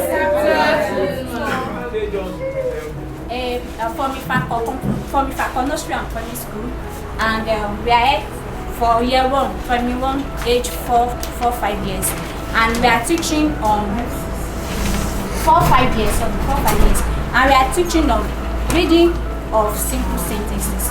But because it's a typical public school, they are not familiar with sounds, so we have to start with the sounds. So last week we talked about this sound and we talked about these two sounds last week, and we said this sound is for what? Is as what? Snake, with the song and everything. Then and we also use it in a sentence.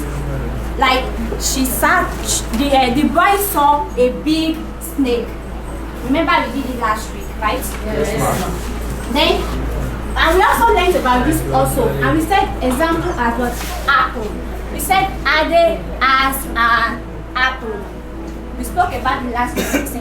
So for today we are going to learn this sound. Can you sound it?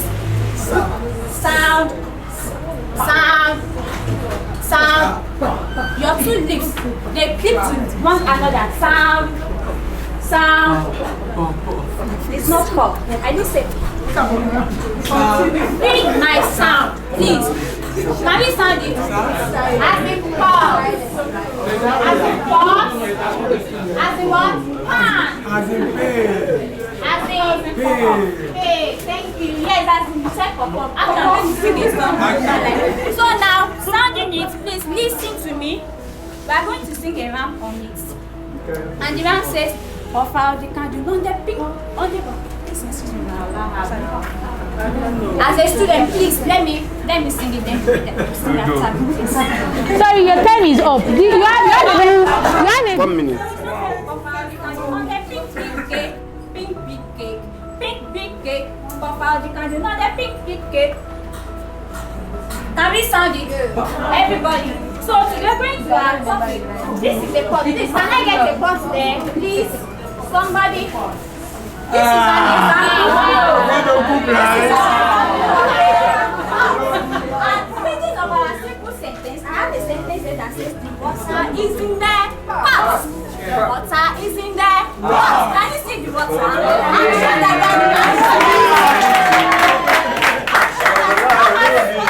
yes or no?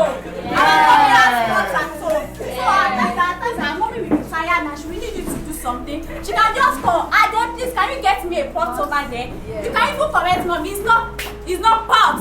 It's pot. My teacher told me in school that it is actually sound.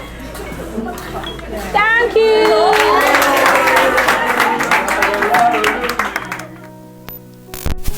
No. Do I know their meanings? No. Can I pronounce them properly all the time? Maybe not. But I have this. And it can help me. So like I said initially, what I do with my children, because I'm privileged to teach a lot of children that are like in exit classes. So you know that those ones, they are matured. Even the nursery too, they are matured for nursery class. Then the year 6, they are matured. So you have those crop of children. When I don't know the word, I don't stress myself. I put it on my phone, or either on my laptop, and then I project it, and then I click on it. So it pronounces the word for all to hear.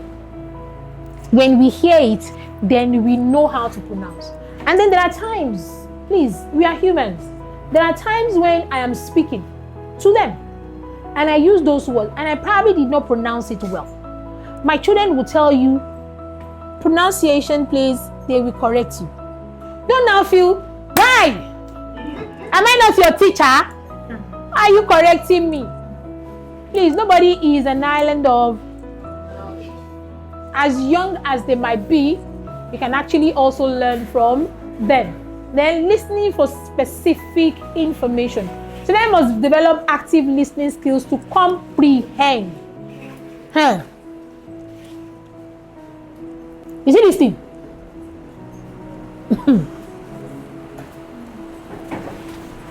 We don't use it. We don't use this thing at all. And that's why the children that we have are finding it difficult to make use of our ears to hear well. We don't use it. Because if you listen well, then you will comprehend well. If you don't, then there's a disconnect in between. There's a disconnect. There's this game that they play. They call it Chinese proverb. That I whisper something into your ears. What I have whispered into your ears, whisper it and then it continues to go. It continues to go until it gets to the last person. I have never seen anywhere that what you start with is what you end with. It is never the same. It is listening. You were not listening. And not that the person was not trying to listen, but the brain was not listening. So I whisper something to him now. She has a fan in her hand. She's fanning herself. Probably by the time he wants to whisper it to her, she's doing like this. Half of the word is muddled. She gets something else. She say, hey, I cannot break the chain. Let me just tell them something. Whispers something. Maybe a word or a letter is missing already to him. It will carry kilos survive. Okay, in your ears. Whisper the same thing. And then you keep, so by the time you get to the end, you now discover that, oh my God, the person that now said the word, when you ask, okay, tell me what I said. And the last person says,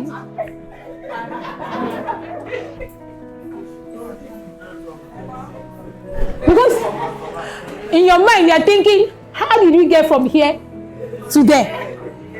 It doesn't. But you see, it boils down to listening. Listening is just not opening your ears. Listening is listening with your mind and your brain. Everything is inside. It doesn't have a physical representation, but it is there. If you do not listen, you cannot comprehend. You cannot comprehend. They asked her, what is your discipline? She wasn't listening. She was physically present. Her ears are functional. She heard discipline, but she did not process discipline. So by the time she wanted to give back, she was giving something. Listening is what you teach. Now, how do we teach listening? You have audiobooks. You have read alouds. You can play listening games. Audiobooks, you play it and ask them to listen to it. And then you ask questions after they are done listening to it. Then you will know if they actually listened well or they heard what they were supposed to listen to. You can do, what did I say again? Read aloud. Listening games. Okay, yes, thank you. Read aloud. You have read aloud. Read aloud, you can be the one reading the story. They are listening to you. When you're done reading the story, you would ask them questions. You will know if, when you play listening games, you can call a word. You can stand in one corner and say a word and see if the next person there hears. without having to shout. You know, most times we shout. When you're speaking to children in exam, John! That's John there. Can you just please say John? So if I stand here and I speak to, who is the person there? Oh, Miss Deoni. I hope you're having a good day. You heard what I said, didn't you? Yes, I don't know. Oh my, you are fantastic. Your ears are wonderful. Do you understand? We need to teach them to consciously know that shouting or being loud is not what it takes. I can whisper, I can speak calmly, but you also need to open your ears for you to hear me. It doesn't need me to, hello. How would you say, I don't like using this thing. Because on its own, my voice is shrilly. And then the shrilly voice, you not add it to the microphone. People's ears, they will also have power. Okay, then they listen for specific information. This is also like a game. What you do is, maybe you have told them, listen for every time that you hear the sound B and the word that starts with the sound B. And you note it down. So you're reading a book or you're reading a passage. You read the passage, but you know, because you've already planned, you have a lot of the B words in that passage. So you read consistently without stopping, wanting to know if they can pick it out. When you start, it might be a bit of a challenge because they won't get it. But over time, as they get to go, they get better at it. So it still boils down to practicing. If you practice, we will know. Interactive speaking activities, pair and group activities encourage natural conversations and help students practice speaking in various contexts. Example, we've talked about role play. There is a think, pair, share. Most times, a lot of people in the private sector would use think, pair, share for teamwork. It is not restricted to teamwork. You can use it for listening skills. You can use it for creative writing. What it means is you can be two. You have a particular topic or title given to you. You sit and think about it. What you have thought about, you share it with your partner. That's what think, pair, share is. So this is the topic. Beers. I think about it for maybe 30 seconds. And please, that reminds me. You need to always work with time. Don't get carried away into thinking, I have this hot thing that I want to do. And forget the fact that you're working with time. Because if you forget that, you end up not giving 1/10 of what you are meant to give to them in that lesson, which is a waste of your time and their time. Okay? Think, pair, share, and then you do debates and discussion. You know when we were in school, then they say, debate. Hey, your teacher will have taught you. You go like this. Good morning, ladies and gentlemen. My name is. No, some people say don't start with your name because that's what everybody is doing. So start with, I am here today. But before I go further, I'd like to tell you my name is. It's nice. But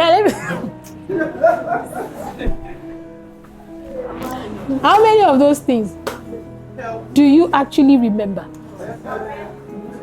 Of what impact were they to you? What should have been done that would have made it more impactful? That is what we should do, is that we get the topic. We give the children. Because we have taught them to also think and be able to write. You tell them to go write whatever they think about it. When they bring it back to you, your job is now to help scrutinize what they have written and then reconstruct what they have written and then give it back to them again and tell them to go back and write again. But then it was our teachers that wrote for us. They just write and give it to you to cram. So you see, that's when you are doing the debate, and then he says, because something that was supposed to come after has gone. Or you see some children, they attend to give them that opportunity. You can even make, before they even get to the point where they are debating it, make it a discussion, make it a class discussion. Okay, so this is the topic that we're meant to talk about. Can we have discussions? Okay, tell me what you think about it. Have you ever seen anything like that before? Did you get to have any experience in that? Okay, so what did you do? Yes. Don't forget, they will want to derail. They will say rubbish. Your job is to keep bringing everybody back to life. Everybody. If they discuss it and you have helped them to reorganize their thoughts, if you give it to them as a debate, they will wow you. Most times we underestimate and undermine the children that we have because we are looking at them based on what we went through. So we've already finished their life even before they started. Using multimedia and technology, that is what they do now.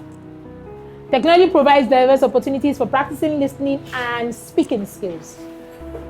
Podcasts and audiobooks, video analysis, and stuff. We can get that, yes, can we?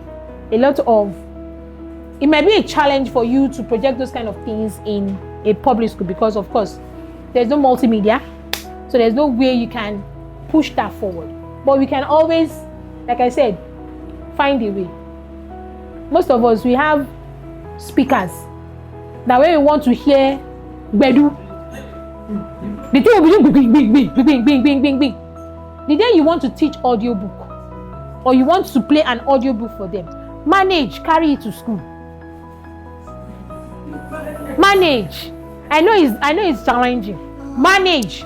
Please ensure that you have charged it in your house before taking it. Because there's the high likelihood that there will be no source of power. So, charge it very well overnight if possible. Imagine you now come into school that day, a public school. You now put it on your table. You just play it. Kilo day. Am I missing? It's supposed to even be on silent. Why is it ringing? What's with the hang? It's not remind. It's reminding you that 5 minutes.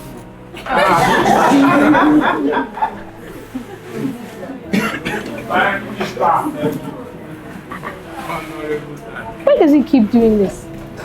Okay, so language learning apps. I don't know, does anybody know Duolingo? Yes. So Duolingo teaches all languages. Even you yourself can use it. So before you teach them, you can use it. You want to learn how to speak English properly. You'll be shocked at some of the things that you will say. That the thing will put a red X. Now what did you just say? We can actually start with that for ourselves. I want to use it to learn French. But I don't know which year I'm going to start. Because I don't like French. Okay. Encourage, I've talked about this, encourage self-assessment and peer feedback.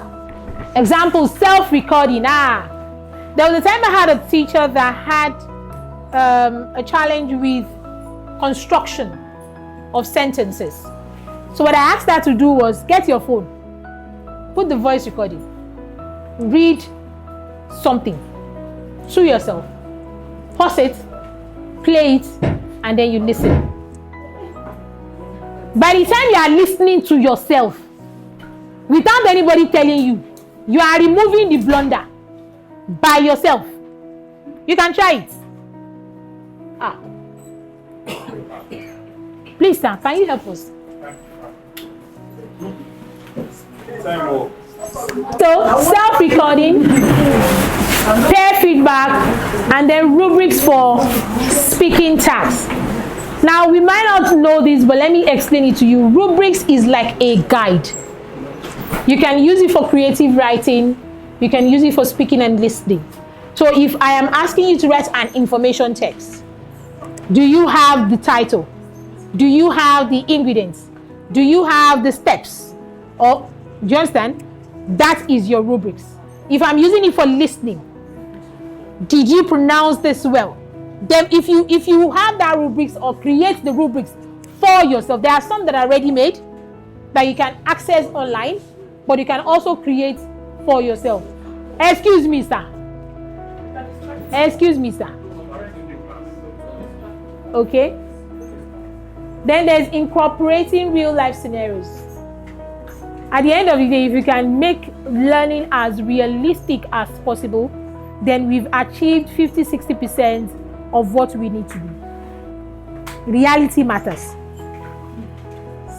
If I come to school, A is like this, and the child has not seen it or identified it in different situations or seen it in different scenarios, or can attach all the things that they know starts with A to it everywhere that they go, then the child still finds it difficult to learn.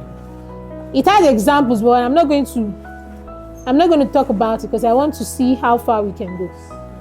We are almost done actually. Using relevant, culturally relevant materials. Okay, so this I'll probably share with you. I sort of did a compilation of some of the things that you can use to teach literacy in a Nigerian environment that does not need you to use foreign books. So I'll share it with you guys. Some of the authors, some of the books, and some of the things that you can use. You will get that. But you know, we are in Nigeria, whether you like it or not. The influence of Nigeria will be in how we teach. Importance of culturally relevant materials. It enhances engagement, it promotes inclusivity, it boosts comprehension. If I teach a child the story of the tortoise and the hare, that's not a foreign story. It's not a foreign, it's not for, what's it called? The UK or the US. It's a typical Nigerian story that was just translated into English. So if I teach a child using that as maybe a folk tale or a fable, it allows the child to understand better than me having to go pick Gretel and what was that one? Hansel and Gretel. Does the child even know where Hansel and Gretel and Gretel? That is a witch is flying. Whatever. Okay? So using culturally relevant materials helps us know or gets them to do better. Types of culturally relevant: folk tales, local newspapers, songs and poetry, biographies of Nigerian icons. A lot of schools will tell you, I think, is it January or February that they celebrate Martin Luther King? Who knows? I think it's January. It's January because I think they've done it. At the point you will do it, but listen, I now have to, okay, why am I telling my children about Martin Luther King? They are in their country and I'm teaching them, I'm enslaving them already. Because I'm teaching them about a foreign icon that they know nothing about. The only thing that connects them is the fact that the person has the color of their skin. It's an activity. They activate for us. See, so you see, we need to use materials that are around us so that the children can easily connect to them. Okay? Studying figures like Chinua Achebe, Funmilayo Ransome-Kuti, Aliko Dangote are intentionally included in my social studies, all these people, because why would my children be learning about Ibn Battuta or they are learning about whatever explorer that they are learning about, and then the ones that are in their own country, that are part of their own history, is now being relegated to the back? It doesn't work that way. And that's why China and all these Asian countries, there's nothing you can use to supersede them. They will put theirs first, and then yours will come after. Despite the fact that they use English and they communicate with English, English is not, it doesn't take superiority over their mother tongue. Traditional proverbs and idioms, local films and drama, there are 1,000. Now Nollywood is booming. You will get films that they can criticize, you get the ones that will be interesting for them. You have a lot of Nigerians doing cartoons. of how you can differentiate at different points in time. If the child is having issues with identification, then you focus on the phonemic awareness first. You don't say, the child is in year 2. She'll be reading. Lagos is the child that can't even identify sounds, cannot read. So focus on that, but you now time it so that you can get to where you need to get to within the allotted time. Use visuals and gestures. I will see that most of the time my hand is always doing one thing or the other, or my body is always, those things help children to understand. Okay, start with CVC words before introducing blends. Don't do blends before CVC. CVC is cat, rat, consonant, vowel, consonant. That's what CVC means. It's not base, nothing picky. Use games and introduce phonic rules systematically. I've said it over and over. There is an order to it. We will share the other, Sha. I'll share it. Use games and songs to reinforce concepts. Imagine I come to your class. I come into the class and I'm talking about one thing. Do you know? I'm not a song person. I don't know how to play song. But you see, if I put in the time and then I'm in front of the class, I'm dancing, I'm singing, I'm doing all sorts of things, even if it's how do I call it? In a funny way. That's being funny. That actually also gets them to connect. They are they want to what is this teacher now? She has started. And we just listen. So they connect with whatever it is that you want to teach, and it helps you get them better. Incorporate simple reading passages, teach syllable patterns and advanced phonics rules. Practice decoding unfamiliar words in context. Introduce spelling rules and exceptions. Okay? Yep. Now, to assess for literacy. For you to know progress. This is the shortened, over summarized format.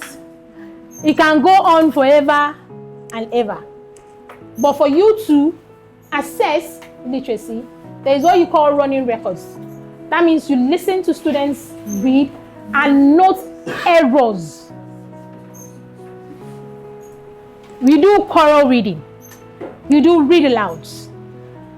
When the child is reading, you would identify pronunciation issues, you would identify construction issues, you will identify all sorts. That happens when you allow the child read. So that is an avenue for you to assess.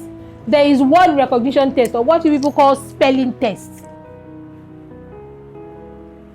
You tell them, today we've learned, this week we've done all these words, so we're going to do a spelling test. Now, spelling test does not have to always follow the formats that you are used to, which is number 1, John. Number 2, Sarah. Number 3, let me see. I can turn my words into a paragraph. I can turn it into a story. And I will leave the space for those words that should go into that space for it. So by the time the child is reading, you need to remember the words that you have learned and you infuse it. So one will not appear twice. That is still spelling. It doesn't have to follow that regimented old way of doing things. And then the last one is writing. Collect students' writing over time to track progress. The one that starts today with writing, my name is John. I live in maybe 2-3 months. Can be writing, my name is John and I'm a, you know there's a difference between my name is John, full stop. I live in, full stop. I am, full stop. Compared to my name is John, or my parents, it can start in any way. My name is John and I live in, I have been in this, I am this. I am doing compound complex sentences. Compared to the child that is only doing simple sentences. That is you tracking progress. So you have it over time for you to know that, oh, okay, yeah, this is where we started from. And then this is where we are. Can we go further? Yes. Should we stay? No. Okay? So those are the 3 that I said, let me just share. Because apparently I don't even have the time. So thank you very much, everybody. Question and answer session. Does anybody have any question? I know we've been asking some along the way, but if we do, yes, please.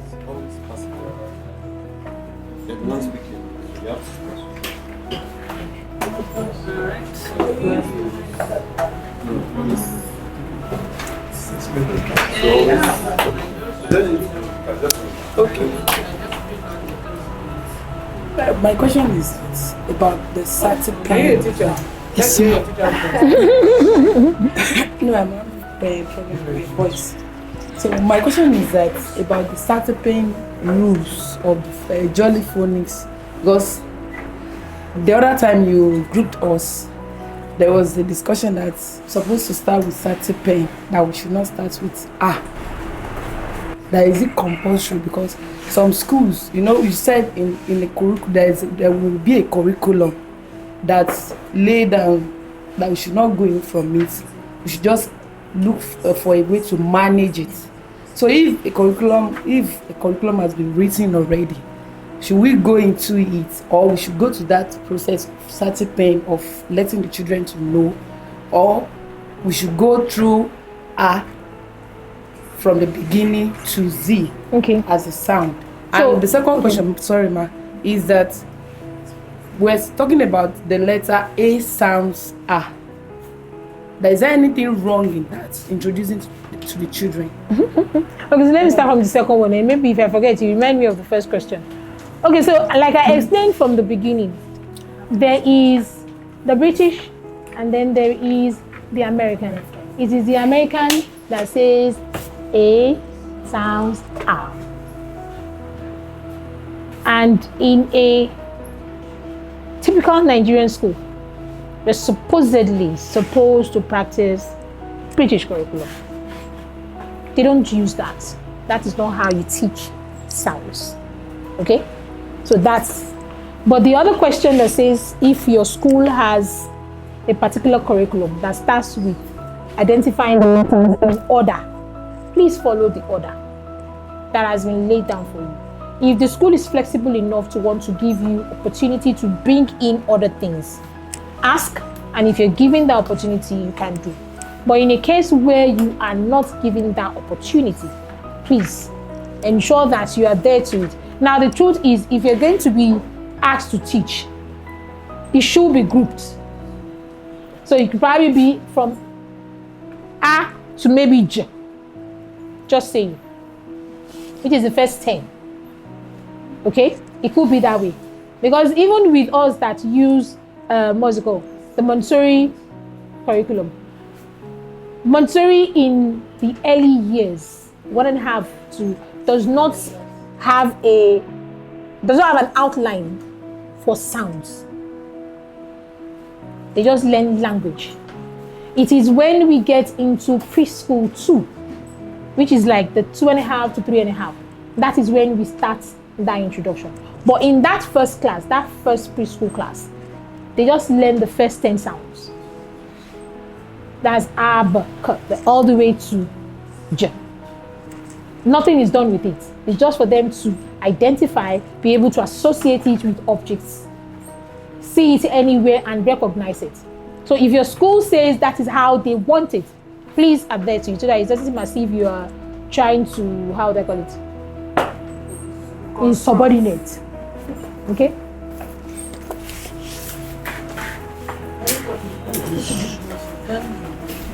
My question is, One minute. Not one question out of question. How many people have questions? So we know how long this is. 5, 1, 2, 3, 4, and the first 5, and that would be it. It's 2 minutes.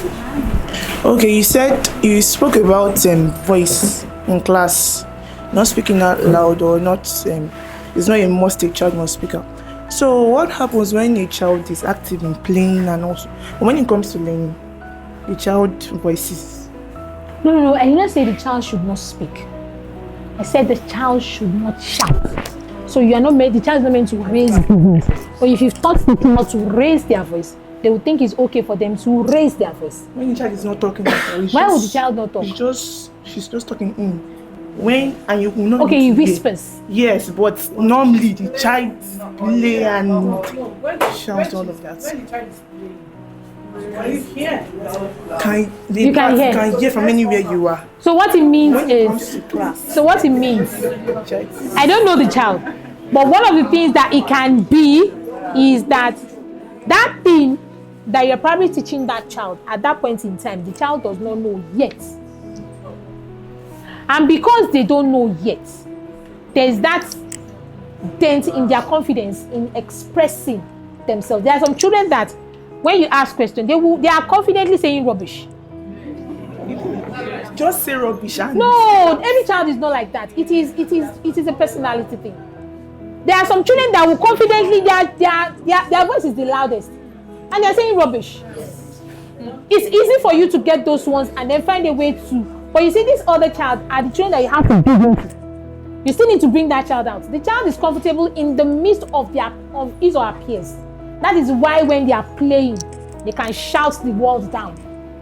And then when they see you, they're like, hey, what am I going to say? Let me not say something that is wrong. Do you get? It could be a phobia, so you need to find a way to get that child. Okay. Thank you, ma'am. You've been so wonderful so far. I've learned a lot. So my question is this. The other time you're talking about marking of learners' books and all of that, and you said you should always try to write something like our remarks. Now the question is, what is the appropriate remark to put in a learner's note? Say for instance, now you've written a note on the board, and sometimes probably out of uneasiness on the part of the learner, he or she wasn't able to write things properly, to spell words properly on the board, and you as a teacher, probably maybe because you are too tired or you have other things to attend to, you just write seen or checked. So I want to know what's the appropriate remark to write in a learner's note. Now, ma'am, aside that, then I also want to ask, you talked about marking of notes, that we should not put this big good sign. Now that's taken. So what if a learner did not get a particular task right? What should be the right way to mark such? I have reason for asking. And ma'am, lastly, sorry please, the last question is... Please, you have to remind me. Yes, okay, I will. The last question is this. How do we help learners with poor writing ability? Learners that have bad, I don't want to say bad handwriting, illegible handwriting, considering their age and the class they are in. How do we help them to get out? Let me start from the last and then go back to the first. Handwriting is a skill that you practice over time. Now, in the first place, you need to know if your own environment has a particular type of handwriting that should be in play. If there's a particular type, that means you need to teach and then ensure that particular child, if it means having to have a separate for the child to consistently practice that thing. Now, the parents are going to tell you that, the homework, you bought handwriting, it's too much, why are they doing it?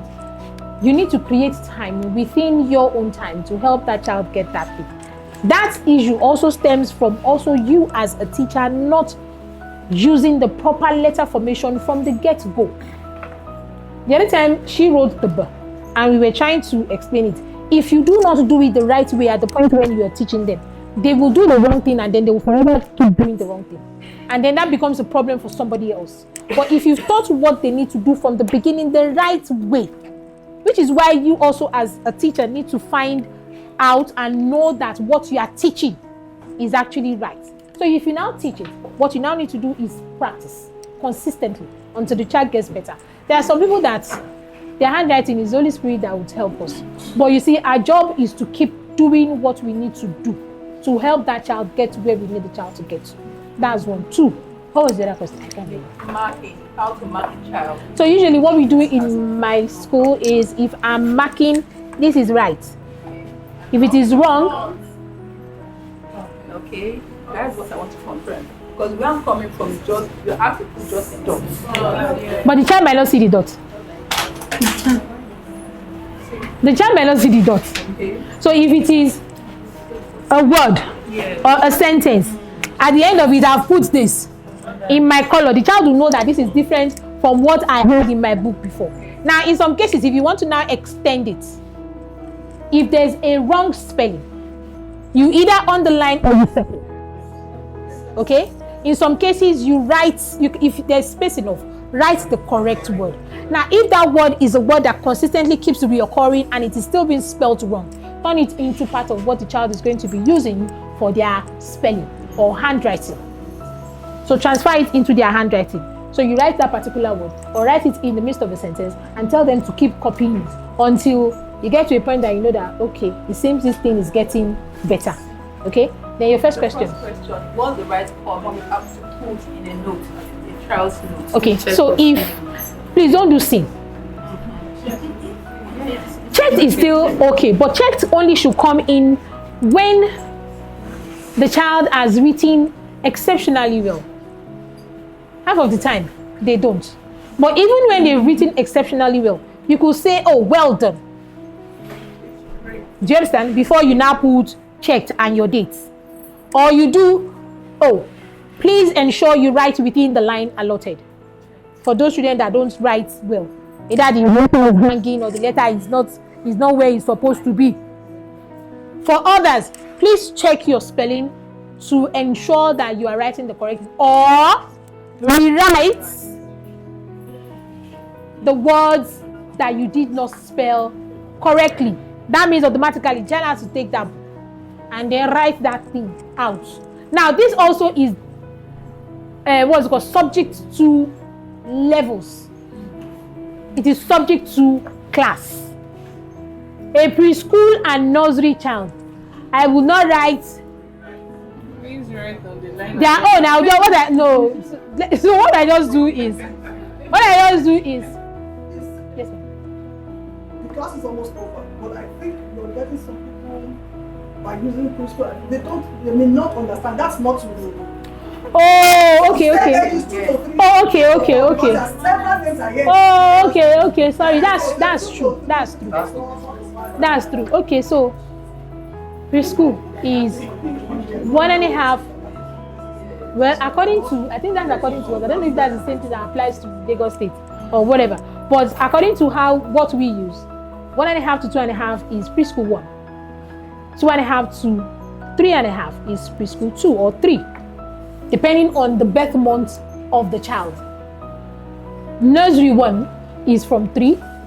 Nursery 2 is from 4. The child cannot be lesser than 3 in nursery 1, cannot be lesser than 4 in nursery 1. That means automatically when they're going into year 1, they must have been 5 and above. Okay? So I don't know if that would. So in case I sleep again and go into preschool. Okay? So now, like I was saying, it's dependent on age. So for a 1.5 that is just learning to write, I cannot write, please rewrite. Because whether I like it or not, the child is still going to rewrite. The one in preschool 2 that is managing, even preschool 1 doesn't even write anything. What am I saying?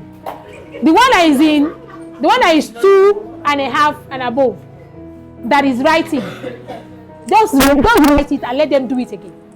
The one that is 3 and above that has started writing longer words or more, what I do is what we will do is, if there's an error, that particular error, you go to the next page, you write it, and then the child will write again until the child gets it. Do you understand? For the same thing applies also for 4 and above. But for primary 1, then there's a change, because the expectation is that at that point they should have mastered how to write properly, and then they should be able to. So I don't know if that answers your question. Yes, please. All right, thank you, Ma. My first question is about, I would like to target conflict in teaching methods. So from what I understand, we are not the main teachers. The schools have their teachers and we're just coming to assist to boost the education system. So what if there's a situation where the main teacher, like the head teacher, has a method by which they teach the children and is conflicting with, would I say, so to say, the right method, the new age method? What do we do in that instance? Because I believe the head teacher is always with the children half of the time. We just come in for 2 hours or 3 hours. So how do we manage that conflict in education system? Okay. And my second question is, so what do we do in the place of, because I mean there's only so much that we can do in 2-3 hours with the children. How do we ensure that, I don't know, but like less than 3 hours really, there's only so much that we can do. How do we ensure that they are getting as much as they need to get? I mean, they will go home, they will play. Some parents don't really care. So how do we manage that? And my last question is about special needs children. So I worked in a place before I resumed school, and there was a special needs kid, but it was a private school. So, I mean, there was attention, and the parents had already diagnosed the boy. But like coming to a place like public schools, and really in this part of the world, some people don't diagnose their children, especially autistic children. I mean, there is awareness, but not so much awareness. So what do we do if we have that kind of child in a class? How do we manage them? How do you manage them properly that we don't drag the rest of the class behind and we don't move too fast ahead of them because of their needs? Okay, so let me start with the special needs. In a situation where in a public school for help, and then we try as much as possible to help the child. But in a public school sector that maybe the mother or the father are actually maybe illiterate and don't have any understanding, what I would advise is, 1, communicate with the class teacher, 2, let the school authority know, and then let's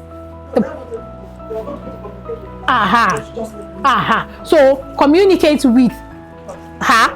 She will now know how best to relay that message so that everybody can find a way to help the child. So it is not for you to say, seems this child is autistic or dyslexic. No, I'm just, if it is confirmed, then they will now look for. Do you understand?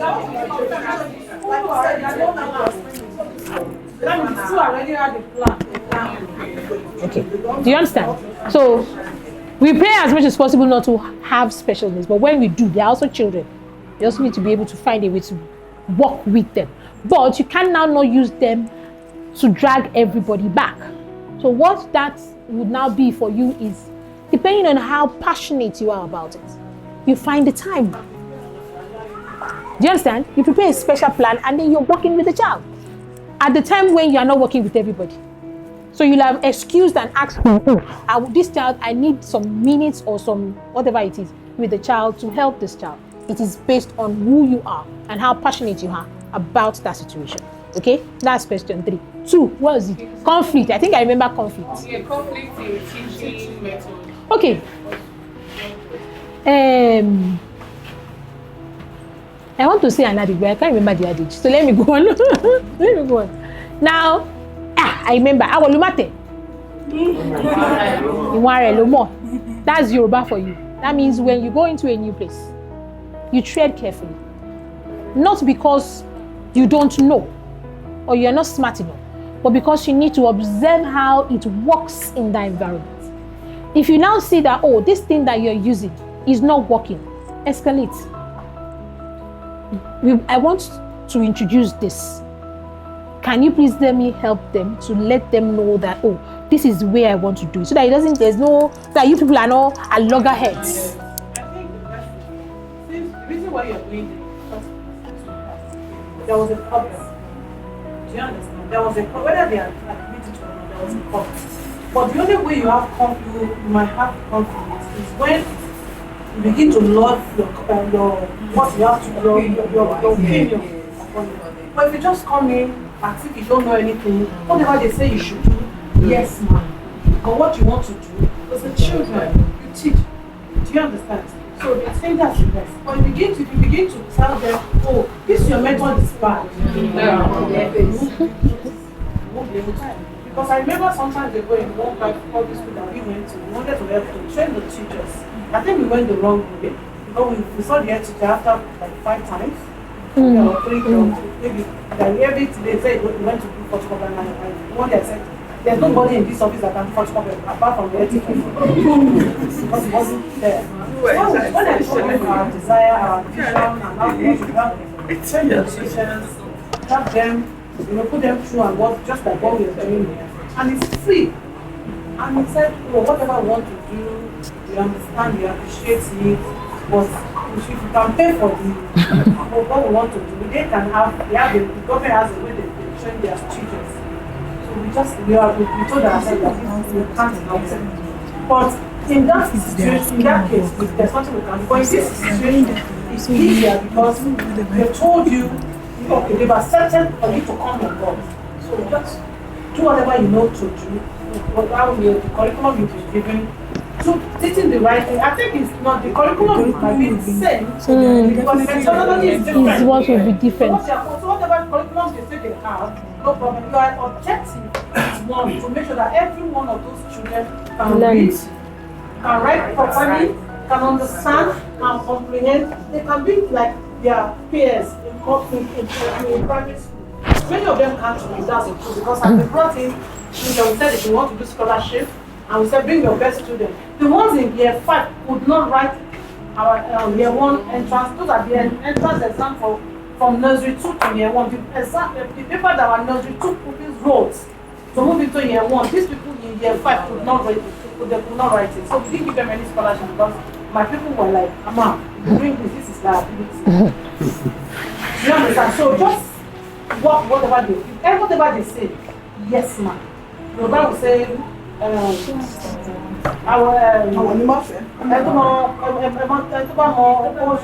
ṣe òkè ń pẹ́ lórí ìkúnlẹ̀. So you know the tear shirts.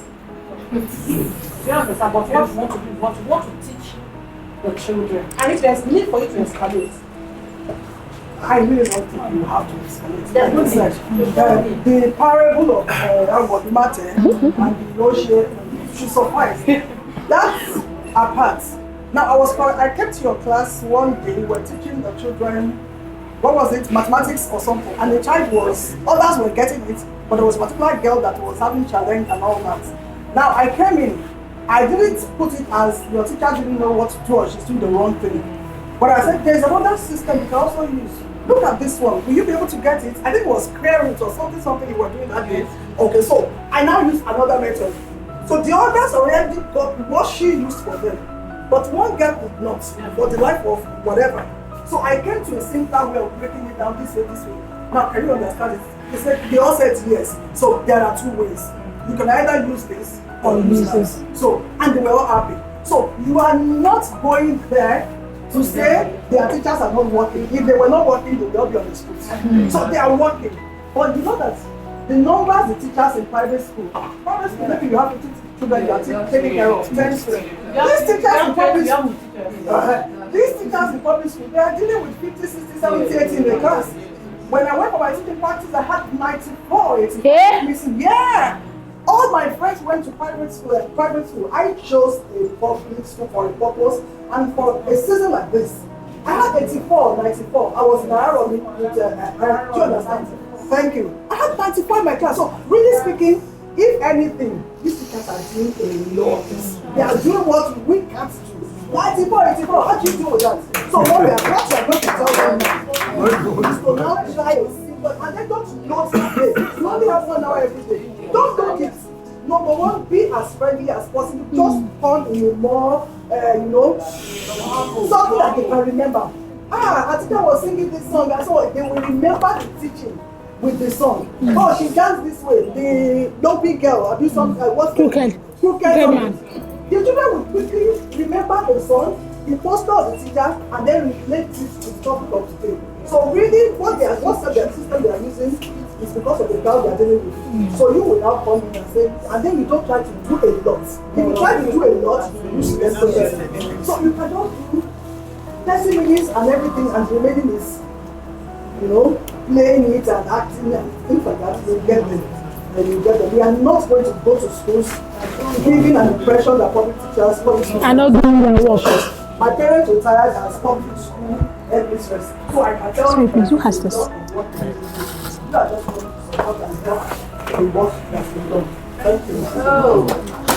So did we answer all your 3 questions? The last one. What's the last one? Kind of been answered. Okay. The place of, because I said you only spend like maybe 2 hours a day. Oh, okay. So she has sort of.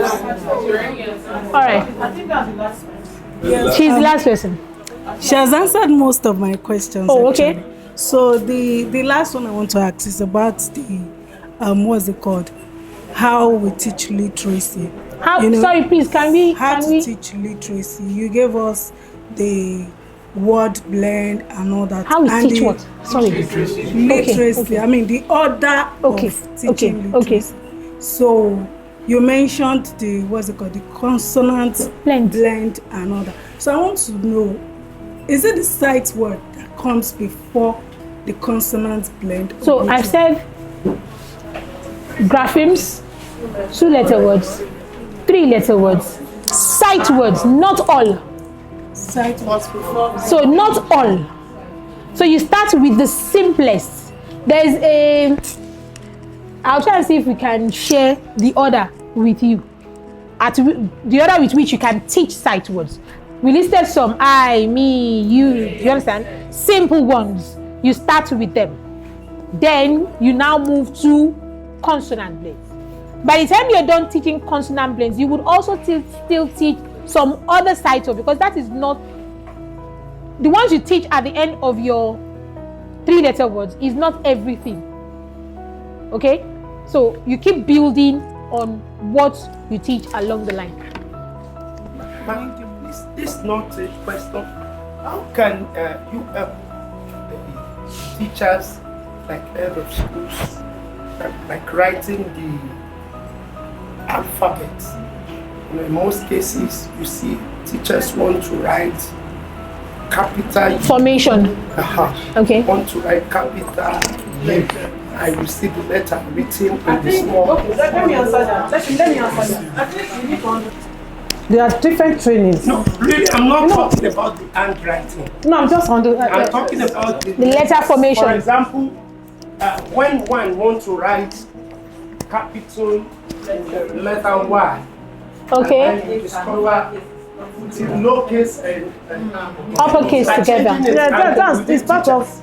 That's part of the. That's part because we are teachers, not head of school now. So I don't. Yes, teachers. I don't like. I like us to take responsibility for whatever it is that we face. Do you understand? It's not about the head teacher. It's not about the principal. It's not about the school owner. It's not about the government. It's not about the superb. It's not about anybody. It's about me. Like I said in the morning, own your work. Do you understand? Own your work. It's your work. It's yours. So if there's need for you to learn how to do, there's letter formation.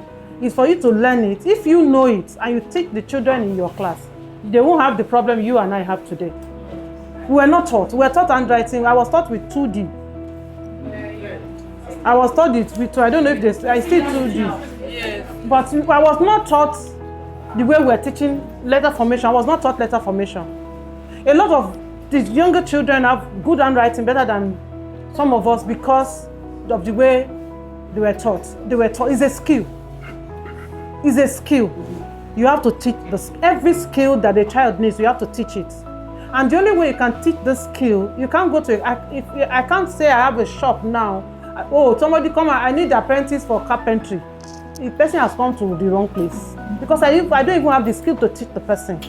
So the only way I can teach someone. I can receive an apprentice for carpentry is for me to go and first of all learn and perfect carpentry skill. Do you understand? So I can teach it. So for every one of us, apart from what you're doing now, I think there are so many trainings online. Let me even chip in something. So there are times when you are even given the opportunity to train on how to do these things. So people have that opportunity and they are still not using it. So it still boils down to the fact that you yourself need to own what you're doing. Yeah. It still falls back to you. I want to learn how to write well. I will intentionally go out of my way to do that thing. So that when others see it, even when you're head of school, Now that day is over. It's 5. Yeah? we'll continue tomorrow. Feel across the sky. Thank you for your time. No,